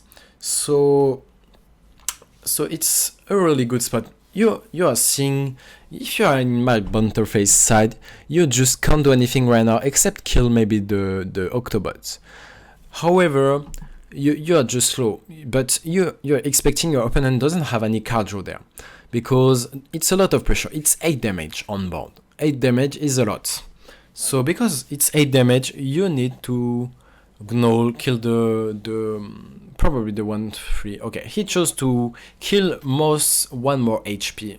I mean 1 more attack from the board, because he knows anyway this Gnoll will die. So all damage can matter, all HP are important. That's why McBunterface chose there to kill a 2/1 instead of the Octobot.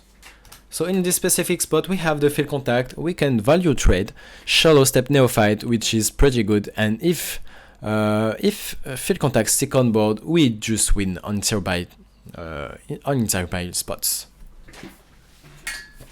So we overgrowth in Mike Bunterface side. We now have 7 mana next turn, so we can play alignment next turn. However, we have 9 damage on board. We have 9 damage. Which means it's not easy, because we are taking 9, and if you just alignment next turn, he can just do an alternative play next turn. McBunterface can just coin, play the 0 mana things, and just double 16, gain 16 armor in the turn with double drop 8. So if we get a shadow step on neophyte in the spot, it's really clutch. We are looking for the over shadow step, and he gets the neophyte. Neophyte is pretty insane, because it's just like no way for McBunterface to win in this spot.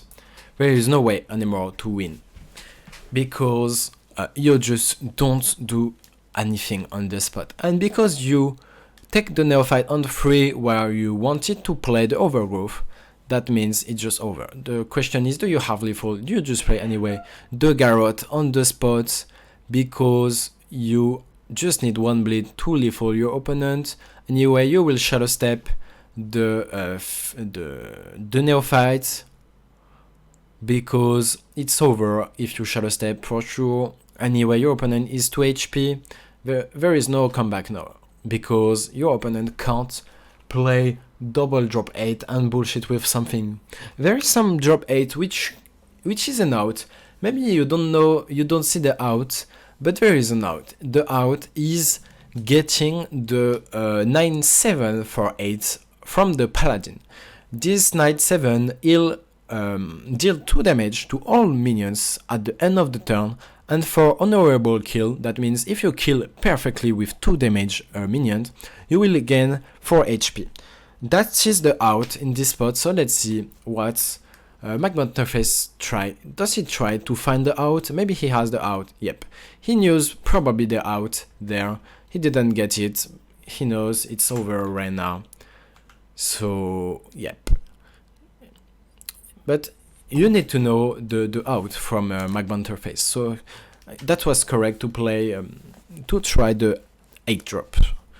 So congrats to Xerbai, who played really perfectly, and the mulligan was really tricky, like keeping the field not the field contact, but the neophyte, some plunder, and the secret passage. That really makes sense. You have sometimes to find some alternative mulligan, because of all the cards you already have on hands. So we have now a new games, which is the semi-final between Gabi and Guri. Gabi is playing his Garrote Rogue, and the interesting spot is the mulligan. What do you keep in the mulligan? Field contact, you almost always keep it in almost all the matchups. However, there you don't have the coin, You know, Rogue is a card, so Field Contact is like a dead card until the turn 4 at least. So that's why in this specific spot Gabi chose to full mulligan. I can consider keep one Field Contact, but it might be greedy. I mean, you increase your chance to draw some weapon, some cards to deal with the one drop in early by mulligan the Field Contact. So I think it's correct, especially against Face Hunter, because the deck is really fast to mulligan the Field Contact. Because most of the time you just die. I mean, you just take a lot of pressure from the board. So in this specific spot, the question is, does Gabi want to play Octobots or not?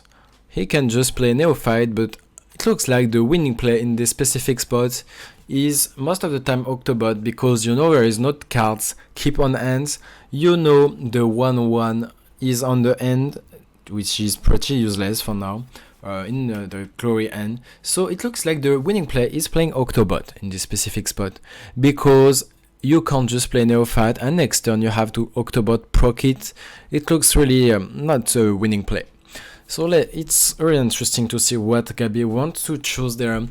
Anyway, he's losing on the Biscuit if there is a buff on the 3-2 there. So yep, he chose the winning line in my opinion to play Octobot. There is a lot of players in the world that didn't choose to take the winning line there.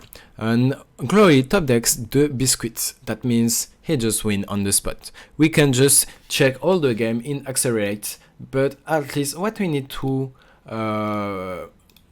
do there is to analyze the decision of Gabi. The decision of Gabi was the winning play. That's all we need to analyze. And because you are behind, if you're in Gabi spot, you are just behind on the spot. So that's why Gabi had made his play.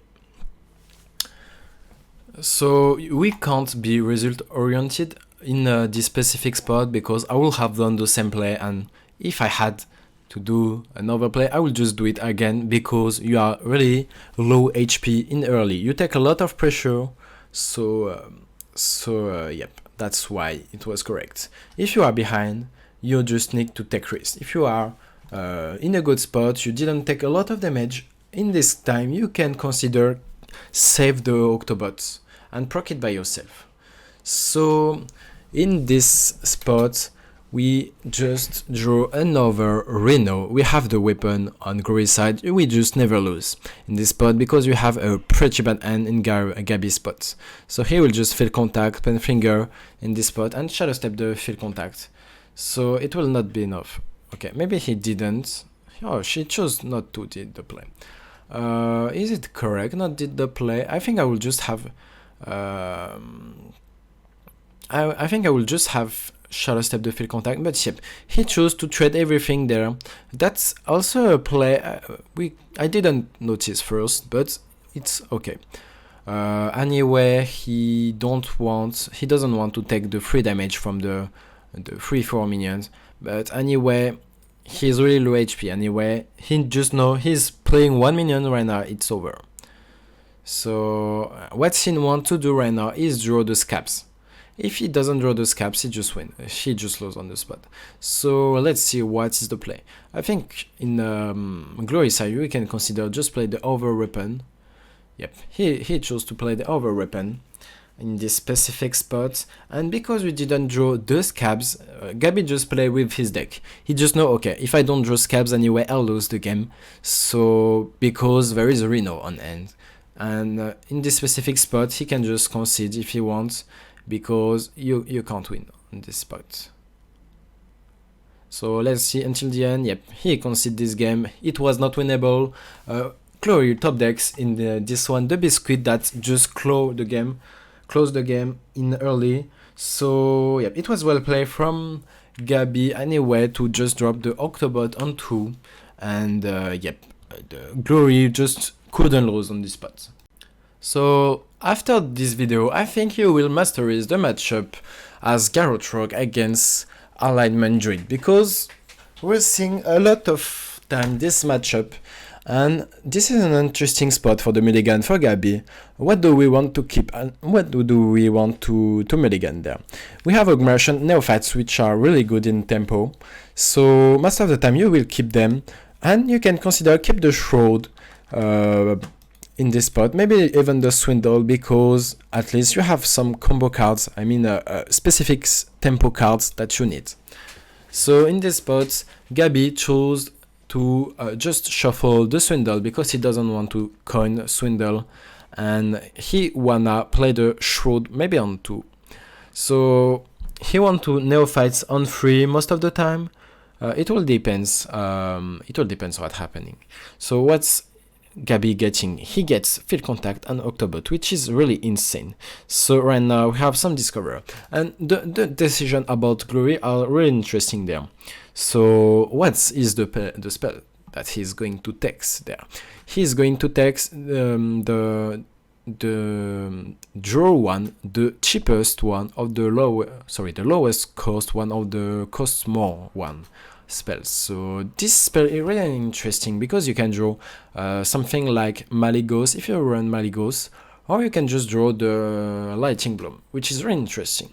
And you will see how interesting it is in the next turn. So just try to think in the Glory side, and how do we do checkmate in the Glory spots. Gabi has a good hand. He will probably play some Neophyte next turn. He probably has Field Contacts on hand. So how can we punish Gabi in this specific spot? And Glory, as the World Championship 2020, found the play to punish Gabi, and he knows how to play his Druid perfectly. He knows what he will draw on the capture cooldown there, and he knows he'll draw another Lightning Bloom, and in this specific spot he can punish Gabi by just playing double Lightning Bloom and playing this alignment, which is pretty strong in this spot. And it's probably not a checkmate, but almost, because you're missing some card draw. You have at least 3 card draw. You can't do anything next turn, that's right, but anyway, Gabi is not in a good spot because he can't just drop Octobot, because you know there is some Gnoll to one-shot it, and there is some Owl. So it's not correct to drop Octobot in this specific spot. And as we can see, there's Anaconda in hand. So how we win for Gabi in this specific spot? It's like unwinnable. We play one Neophyte, so we are expecting for Gabi not having a single Anaconda there, because if there is no Anaconda, you can just expect one spells from Gabi, from Grey, sorry. So he's going to Shadow Step something. This is not Neophyte, this is the Octobot. He chose to Shadow Step Octobot. He wanna just be fast as drawing cards. So right now he's going to Penfinger. He doesn't want to play the Overfield Contact in this specific spot, and Anaconda is coming right now. We are drawing cards, cost 0 even under Neophyte. If we had 2 Neophytes, the spells will have cost 1 mana instead of 2. So I mean instead of 0 mana. So there is a big turn from Grey, and we have only 1 out, and we get the perfect spell for Grey, which is this 8/8 from the Demon Hunter. And we also have the 9/7 that will probably deal with all this board, which is pretty insane. So the turn from Grey were pretty insane, the 8-drop were pretty insane. So yep, he doesn't want to play the Survival there. Why? Because in this specific spot, you know the only out for Gabi to come back is the Scabs. So because for Gabi, the only one out to be in the game is drawing the Scabs, and he get the Scabs there. That's why you didn't play the Survival. Anyway, the Survival will cost 0 mana, and right now 1 mana because of the Neophytes. So yeah, it's a really fine spot to not play the Survival. It was well played from Grey. Grey is playing perfectly this game. He's not old World Championship for nothing, and he's not in this world for nothing. So the problem for Gabi is there is not another alignment coming. And what is strong with alignment number 2 is that all the cards from Garrote ends that cost their original cost because of the scabs means after alignment we will still have Anaconda for 1 mana. So it's like checkmate for sure this time. It's a big checkmate on this specific spot, and Gabi knows it. No, he knows that he has to eat face right now, and it's over. He is conceding on this spot, and it was really well played from Garrote. So we are now coming for the semi-final. Semi-finals, Mac Bonderface against Possessy Hunter. So what about the mulligan? This time it's against Hunter. And against Hunter, as we can see, we've seen one time the matchup, it was in Gabi's side. He chose to mulligan all the things, all the card draw, because it's really important not keeping the card draw because it's useless against Hunter, and you have to play around the Trog. So in this specific spot, he also shuffle, prep, swindle, because you are expecting a Trog on one. So that's why we are going to shuffle the prep and swindle there. So the question is, can we deal with a Trog on one? Let's see. There is already an interesting spot on turn 1. What do we want to do there? Do we want to play under just to contest the Trog on the spots? Or do we just do something else, like nothing, maybe? And I think in this spot, Mac Bonterface made the right choice to coin Octobots. It was the right play because anyway, Possessy doesn't have any way to kill these Octobots. So that's why it's a good play there. And you have a chance next turn having the way to kill some Trogs with the Neophyte Plunderer. So we can even top deck some things to kill maybe one thing else, because you are playing a lot of 1-drops there. So let's see, we get some pretty good 1-drops. So that means Mac Bonterface is a pretty good spot because he can deal with the 2-2 and he can kill both of the Trog if he wants to. But we'll see if it's correct to kill both of the Trog in this specific spot. He is looking for the best way to deal with this minion, and you can try, guys. What do you do? What do you think you will do in this spot? You can press the stop button and think by yourself about what you would play in this specific spot. And the good spot is the Trog are really useless if you have the board. If you have the board, you can still have Trogs in your opponent's opponent board, but it's useless. So he chose there to kill the 2-1 instead of the Plunderer, instead of the Trog.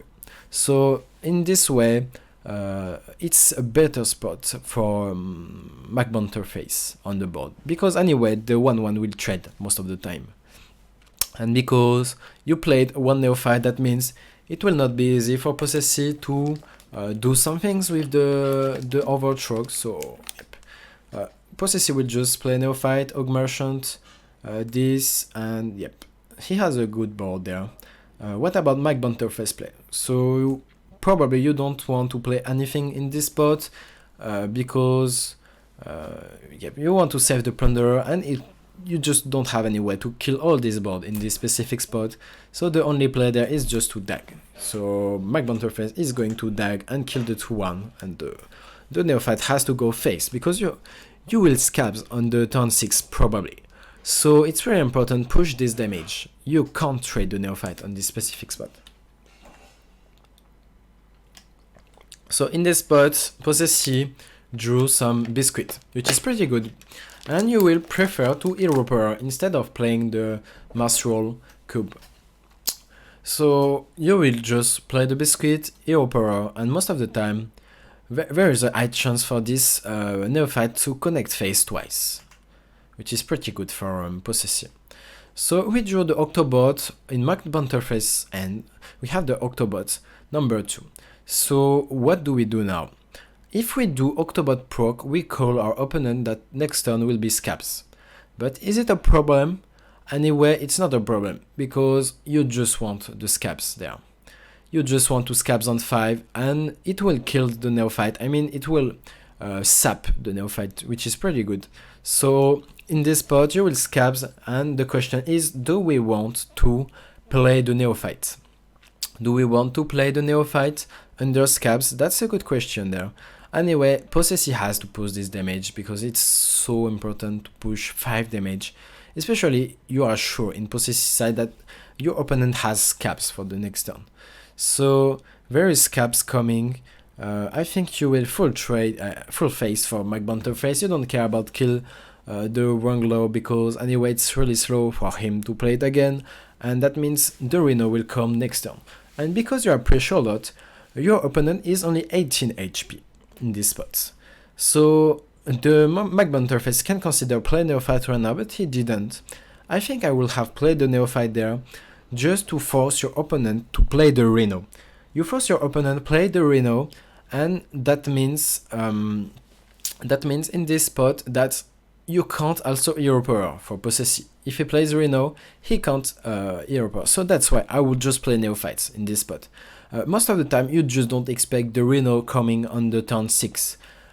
Especially when you know that your opponent has another Wrangler on end. So the only play that I will have done differently is just playing Neophyte, just because the Possessy turn will not have been perfect. For sure you take 5 damage from the Rhino, but it doesn't matter. If my opponent turn is Rhino, I'm happy with this. And that's what Magbanter Face didn't think about, I think, is that just okay, I can play Neophyte, but I give a target to the opponent Rhino. However, that also means my opponent turn is fine. I mean, I'm happy with my opponent turn. So, play Neophyte last turn was the play, in my opinion. So, what about now? We play the Shroud. Let's see if we can get some field contacts, maybe. We probably gonna trade the Guild Trader, let's see. Or maybe we can consider just play a lot of Neophytes in these specific spots. At least the Stealth Neophyte. Stealth Neophyte is pretty good. We can also consider play the Guild Trader Stealth. Stealth Guild Trader seems also to be a way. But I think I will just play a Neophyte on this spot. Brain Freeze, maybe kill something else with the Plunderer. And yeah, that's the way to go.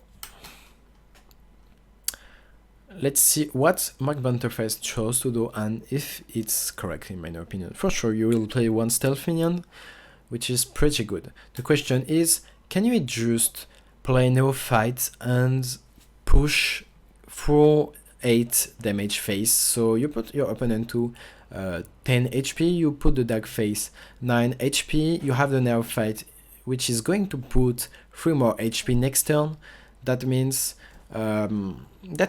is this specific spot with the Garrotes you are missing only 1 damage. If you have the Dag, you have the Guild Trader, and yep, what is missing is the 1 damage. So it's interesting to consider just to play Guild Trader and Brain Freeze in this spot, but yep, he just chose to play double Neophyte because one of them will be Stealth, and he Brain Freeze the one thing there. So he forced Possessy to trade, which is really interesting because anyway 1 minion sticking is a win for Magbanter Face because we have Garrote and Guild Trader, which is 4. So if we top deck, the weapon is lethal. If we top deck yeah, the other Garrote is lethal, except if we are under Neophytes like this. We are now under Neophytes, so we can't have lethal on the top deck over Garrotes in this specific spot. So what we are looking for is the weapon, the 1 mana weapon, just for a lethal. So it's a full trade for sure because you have no choice to survive. We now draw the Swindle for Magbanter Face. Oh, my bad. I forgot about the fact that we are under Scabs. So because we are under the Scabs, you can just hero power Guild Trader. So I think the last winning play turn will have been to play the Guild Trader. Stealth Guild Trader will have been the winning line, and you just won next turn most of the time because you can just play Garrotes and you're just expecting any card draw anyway. For sure you have a lot of card draw, and yep, I think the play will have been Guild Trader and maybe play the Garrote on the previous turn from McBunterface. It was to optimize his chance to win with the Garrote. So let's come back to the last turn, which was really interesting. So yep, let's come back at the early of the turn 6.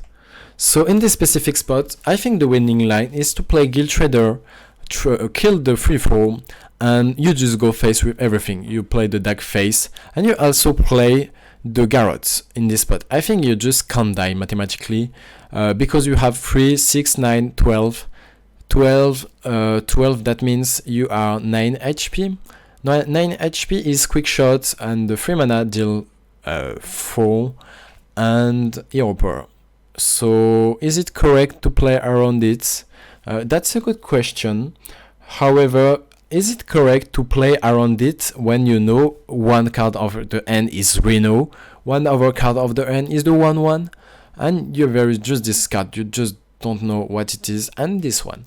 So maybe the winning line for McBunterface is just playing the Guild Trader, play the Brain Freeze, and Garrote. So you increase your chance winning, because just draw 1 bleed easily full, draw Garrote easily full, any card draw increase your chance to win in this spots, and you prevent a neophyte turn, which is probably coming more often because of the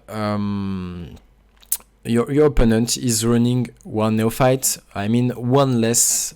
There's only 1 neophyte left in the Possessy deck, but quick shot plus the 3 mana things deal 3 is a combination of 2 cards, and you have the reading on 2 cards already of your opponent ends. So it was correct not play around the death. So he felt good in this spot. McBunterface probably felt good because he had a top deck of the 1 mana weapon to win this game. But yep, the winning play in my opinion was to play Guild Trader in this specific spot. I think he will have one. Let's see what he's doing now. He's playing the play, and he tried to kill his opponent, and yep, anyway, it was probably hard to win in this spot, but you will have increased the chance by the Guild Trader played last time. Okay, so it was really well played from Possessy. Anyway, the mistakes from McBunterface was not big. I think it was, he played perfectly in early games, so it was just a questionable issue about the turn 6. So we are now coming for an interesting turn around about the McBunterface against Possessy, because it was Garrote Rogue against OTK Demon Hunter, which is a pretty bad matchup for Garrote Rogue, but still winnable sometimes, and we'll see how important it is to find the winning line really soon. I mean, it's really important to start your turn really quick, really fast. So McBunterface spent a lot of time to find the out to potentially kill his opponent next turn, this turn, because most of the time he's expecting to die in this specific spot. So he Shroud, he gets both augmentations. So because he gets both augmentation, he's doing 1 augmentation right now. And with this, if he drew the other Garrote, he has 5 cards in the deck left. That would mean he just kill his opponent if he draws all the bleeds. So in this specific spot, we are playing Octobot, Augmentation in this spot. We are playing, after playing the over augmentation for the double spell damage, Garrote deal now 4 damage. So the play is to play Garrote, play Penflinger, and if you draw the over Garrote right now, you have a shot to lethal your opponent. And he drew the over Garrote there, but unlucky, he didn't have time to win on the spot. I mean, he didn't have time to play the Penflinger in this specific spot. And it's sometimes one of the hard things to do with the Garrote, because you can just play the turn perfectly, but it's sometimes about go fast. So because of sometimes the latency, if you are playing in another server, you have you have times between each action, because if you are not playing on your own server, that means okay, I'm playing one card, but there is like maybe 1 second just to the interaction to happen. You can't really APM like you want, so that's why you need to be fast in reflection, especially when you know you have the possibility to kill. So yep, you have to train. If you want to train as Garrote, you have to train. There is the line there. We just need to draw the Garrote for sure. That is the winning line. You need to be faster when you are in the Mag interface side, so you really need to try the APM. APM is really important. So unfortunately, sometimes it happens and you okay, there is the rope. No, I'm going faster. I'm trying to APM right now, but sometimes it's too late.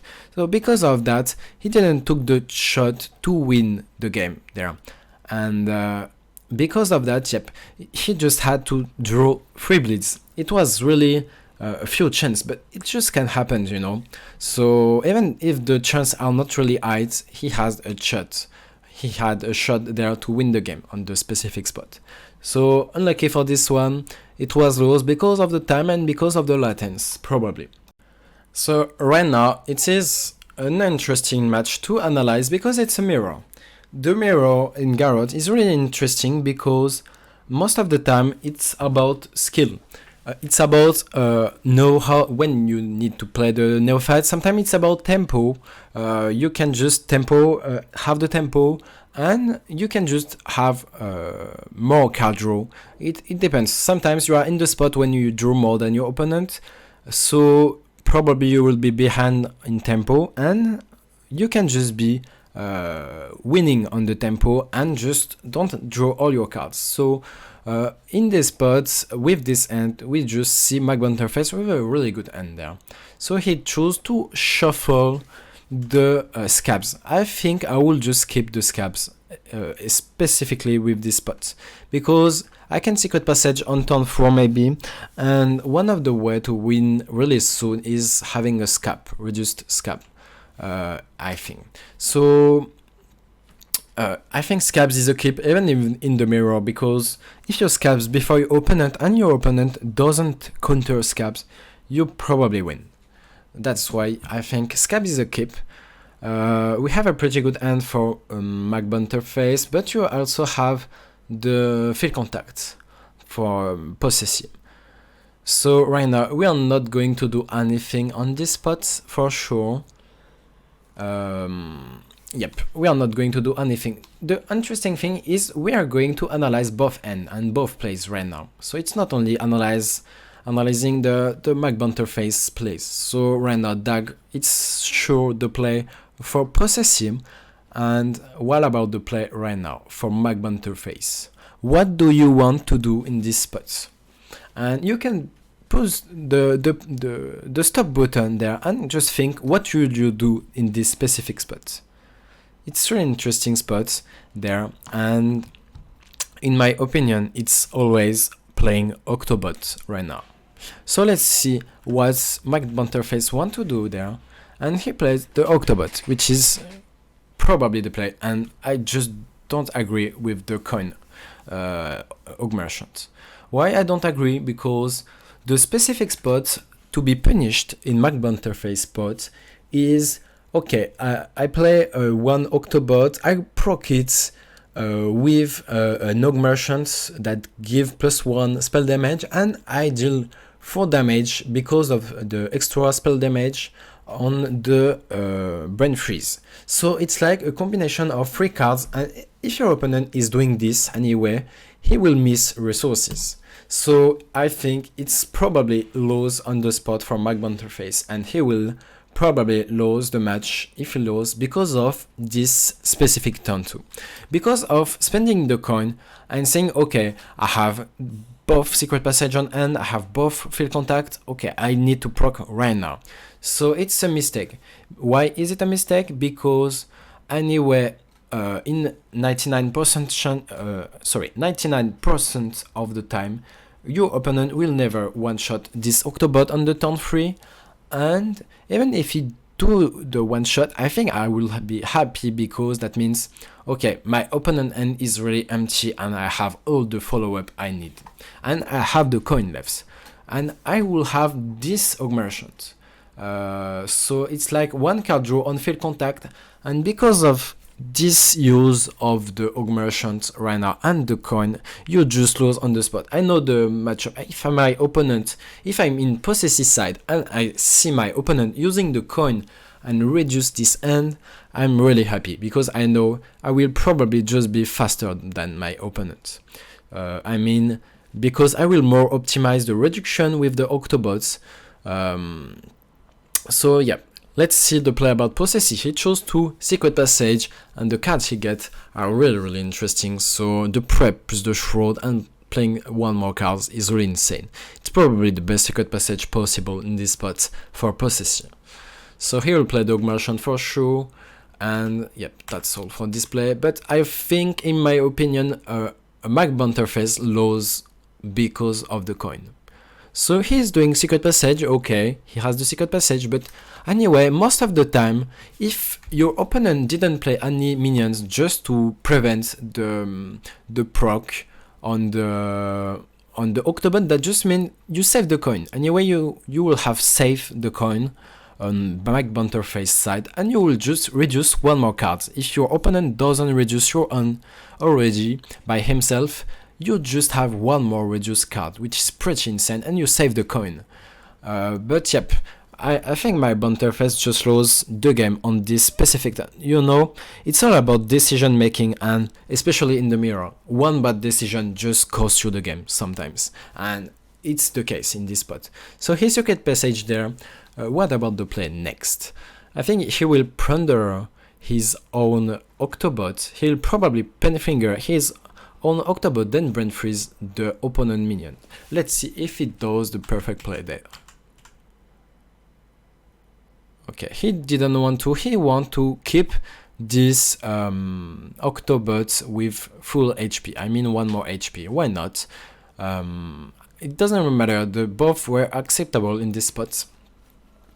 So okay, we're probably going to secret passage again next turn from Mac Banterface, but yep, not having the coin is costing a lot. Let's see, secret passage again. Do we get some good stuff there? Okay, we get the prep Sundle, which is cool. So we probably prep Sundle. We are going to brain freeze, play the augmentation for sure. We get the shroud. So do we shroud or do we brain freeze? So both play are acceptable in my opinion. So let's see, what is the choice? He chose to shroud there. So he played the brain freeze. So right now we are in a good spot for each player, because each player has field contact. Just Possessive was missing the Octobot, and he finally drew the Octobot, which is pretty good. I think he is going to play right now the Octobot, proc it, and play the shroud. But let's see if it's its play. He played Octobot, this, and yep, shroud. That was exactly the play for Possessive. And next turn you have the other Octobot, which is insane. You can do stuff. You have Shadow Crafter scabs. You have just the scabs on hand, which is pretty good on turn 6, because you most of the time you're not expecting the scabs coming on the next turn. Maybe we can expect a scabs on Mac Banterface end right now, because only 10 cards left. So what about the play? There we have Mac Banterface trading right now. I think it's a mistake trading right now, because you probably want to go field contact. In this spot, it's really important to be fast. You can't just trade the cutlass in this specific spot. I think you need to play Octobot, proc, and you play field contact, neophytes. Play one augmentation is fine in my opinion. You play with the neophyte, it's really cool. I mean, I can consider not reducing this, and he probably consider to go with double field contact next turn, but I think it's really greedy, and it's probably not correct. You still have one shadow step in the deck, or maybe 2 shadow steps, so that's why in my opinion you had to go for the play for my interface. You had to draw in this specific spot. So that's why I will have done differently. Play Octobot, Penfinger, play the Field Contact, Neophytes, Augmentations. And after that, we could have considered just Shadow Step one Octobot in his spots. So we are really slow for Mag interface. For sure we have both Field Contact, Crossing OO, but we are expecting a Neophyte. If you don't expect Neophyte, it's probably a mistake if you are in the mirror. Because you know, your opponent plays also two Neophytes, so most of the time you will just have a Neophyte now. So right now we are optimizing the card draw. In Possess's side, he may Shadow Step the Octobot just to reduce this end, and I think he will really optimize the card draw there. And because Mag interface didn't draw right now, he is probably behind, because he will take one Neophytes almost every time. And as we can see, yep, the reduction from Possessy are really optimized. It's really well played. So we play Neophyte right now, and we can even consider play Octobot and proc. So he didn't do the play, and he stayed like this, he trade this, so next turn he can play Octobot, Field Contact, and he will have all the Garrote costing 0 mana. So because Possessy played a first turn of Field Contact, he's far away in this spot, he's just winning on the spot.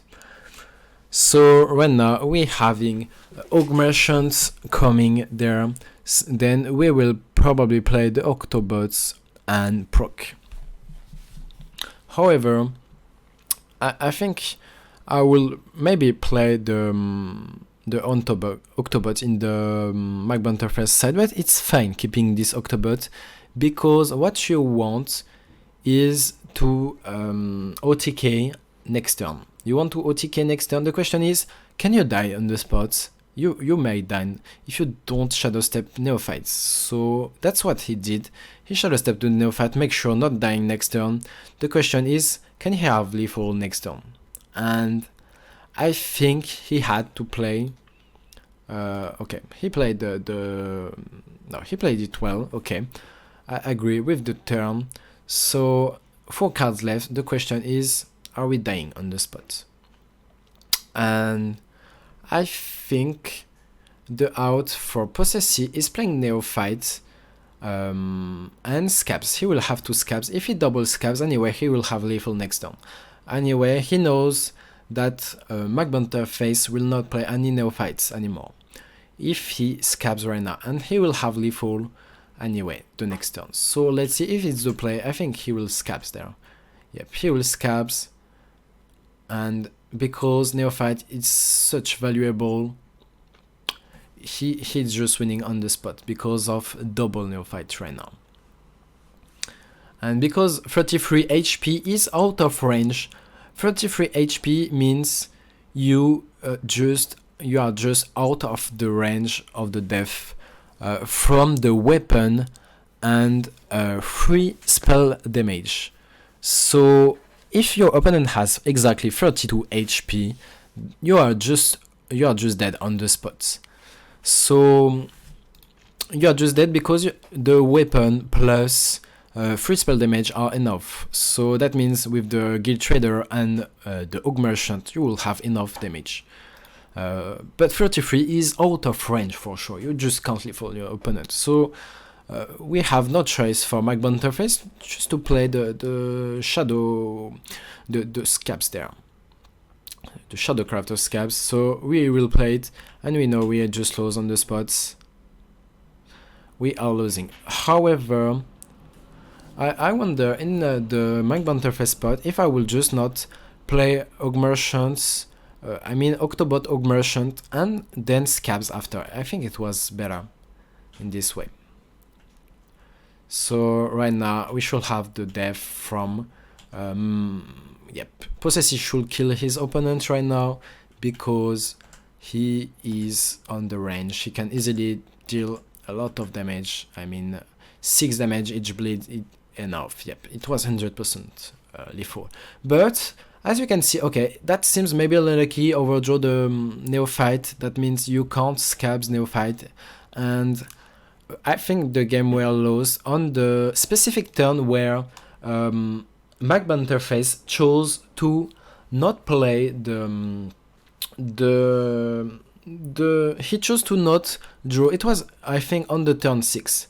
On the turn 6, maybe not. It was on the turn 5. He chose just to double trade, and he said, okay, I can maybe play Octobot, Augmeration. I just have lethal, just draw all the things, and yep. He was like, okay, I will kill my opponent next turn. But I think it was really ambitious when you know your opponent has just 2 Neophytes. And if only 1 Neophyte is played, you just can't kill your opponent anyway. So because he didn't draw on this specific spot, I think it was the main mistake. But the other mistake is, I think, for sure mistake on the turn 2 to not play the Octobots. And I mean, he played the Octobot, but he proc it right now. It was the mistake wasting the coin there. So here we go, the final match between Garrote and Possessy, the final match of the World Championship 2021. And we have the mulligan, which is really important, especially in Garrote Rogue. And in this spot, we can see Possessy having the same end than Xiaobai, the last game earlier in the video. And let's see if he chose to full keep. I can tell you that I think Possessy mulligan differently from the Chinese player, because we will see there he really wants to full mulligan for Octobot, field contact, and all this thing. And he even just shuffled the Neophyte, which is probably K in my opinion. It's probably because he doesn't have the coin that he did the play, and he's really looking for the Octobot. So in the turn 1, interesting spot because he can consider prep shroud right now, but he chose to not do the play. Why? Because he want to have the flexibility of having the prep shroud and play the field contact, a stealth field contact. So that's something that can happen sometimes, and you know, a stealth field contact is it's not possible for Garrote to kill it. So interesting draw. Right now we drew the swindle. So what do we want to do? Do we want to shroud, or we maybe prep the swindle and then shroud? And you will see it's an interesting choice from Possessy there, who chose to not play the prep. Why? Because he has field contact on end, and he really wants to play prep swindle just to 1 extra card draw, which is probably a good choice there. And he drew the Augmeration in this spot. Augmeration is pretty good. So the question is, do we want to shadow step this field contact? And the answer is probably not, and for sure not. The winning play is not shadow step the field contact. The winning play is sticking field contact on this spot and expect this will stay alive, because we have seen a lot of Gabi. I mean, we've seen Gabi one time shadow step the field contact, but I think you prevent the win. I mean, most of the time you just deny the opponent turn by killing your field contact. That means your opponent will not do something like I don't know, Celestial or some better turn that just kill your field contact. So it's not 100% sure your opponent will kill your field contact, and there is a lot of way, most of the time Garrote can kill the field contact, especially in this spot. So it's interesting to find the spot when you just can drop field contact, especially with Divine Shield. You almost drop field contact and stick the field contact with the Divine Shield. And it's really interesting there because Possessy chose to play double Neophyte. It prevents the alignments. It prevents alignments, so that means you have 1 extra turn. 1 extra turn without alignments, which is pretty good in Possessy side. We are looking for the Octobot. We have the Octobot in Possessy end, which is pretty good. That was what we were looking for. And In this spot, Glory will have to do a really bad turn. Probably he can maybe try to obtain some mana. Yep, he will overgrowth, and he has now a lot of mana in this specific spot, and he want to probably alignment. The question is, can Glory play alignment and Lady Anaconda in the same turn? That means he need to ramp next turn, and maybe he will nourish just for a round. We'll see. It will be an interesting spot. So let's see what is the play from Possessi. Possessi really want to pressure right now. So let's see what is his play. He want to Garrote right now, and then he Shroud. Okay, so now he played the Octobot, the Stealth Octobot. It was probably the most optimal thing to do if you want to have a really big end reduced. I mean, with the Stealth Octobot, that means your opponent can't play alignment and kill your Octobot. So you just can next turn proc your Octobot, and all your end will cost 0 mana if your opponent is alignment. So we are in a pretty good spot in Possessi side, but we have Lady Anaconda and alignment in Glory side. So let's see if Glory want to alignment right now, and nope, he doesn't. He just Solar Eclipse right now, and he gained 16 mana. So there is the field contact sticking on board. We are able to draw a lot of cards in Possessi side, so we will be close to a full draw there. We Brain Freeze. All the damage will go face probably. Yep, in this spot we just want to draw everything if we can. So we continue to play the 0 cost cards. We probably want to kill one of our minions. Okay, maybe not. I think it's enough. Maybe he can consider to Shadow Step some things. Yep, he didn't Shadow Step anything, so he feel like it's fine. His spot is fine. But not playing the Neophyte in this spot may cost the game, because your opponent is playing alignment with Anaconda because you didn't play a single Neophyte in this spot. So I think Possessi could have played it with one Neophyte just to prevent things like Lady Anaconda and alignment. And how could we do this? You just see the play there. You just kill one of your own minions on the spot, and you just have the space for the Neophytes. And Neophytes is really clutch, because if your opponent can't alignment, that means he just can't win. So we will have probably lethal next turn. In a Possessi side, if we will have played the Neophytes.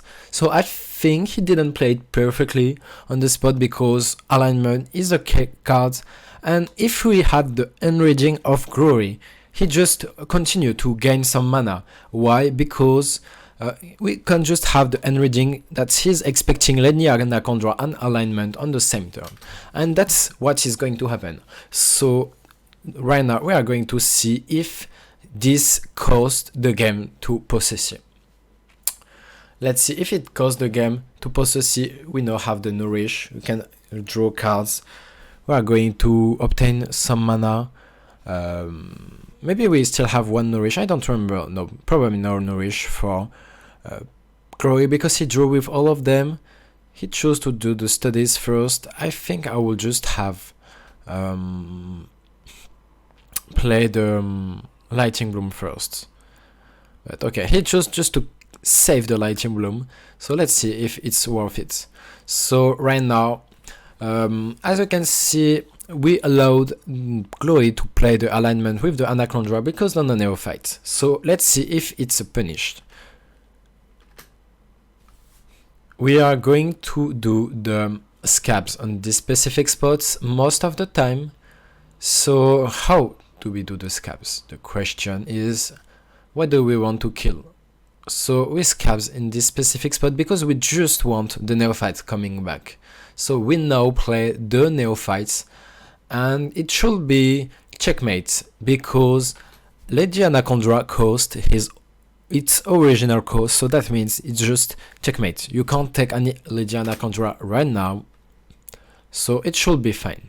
And you can't just play Celestial for glory again. I mean, it doesn't really matter. The only thing for Celestial, if he could have played Celestial there, is to play Anaconda the next turn. But in this specific spot, it's look like a checkmate because we have Guild Trader, Garrote, and we can trade, and it will be exactly 12 damage. So we will kill this neophyte for sure, and that's over. Yep, we have 8 plus 12, so it's exactly full in this specific spot, but it's exactly full for sure. However, that could have caused the game to possessy because of not neophyte and the turn before alignment. So he won this match. However, it could have been worse. With one more HP, maybe we could have seen Glory winning on the spot. So yeah, it was really close for Possessy, but it was still well played. Except of the neophyte on the K turn, he didn't play. It was really well played anyway, and it's all for the games for today. So I hope you enjoy to watch the World Championship Analyze. It was a really interesting game, and I think it will help you to learn how to play Garrote Rogue. Even if there is the nerf right now, I will do probably some guide if you are interested in, so you can type in the commentary if you want me to do some mulligans, some matchups, I mean, how to master his Garrote Rogue, because it's still one of the best deck even after the nerfs. So if you want me to analyze more, you can like the video for sure, and you can subscribe, and I will probably do more analyze because I like it, and it was my first English video, so I hope the other one will be better, I mean, with my English. So yeah, it's really cool to do some English video, and I hope you enjoy it. So see you guys the next time, and goodbye.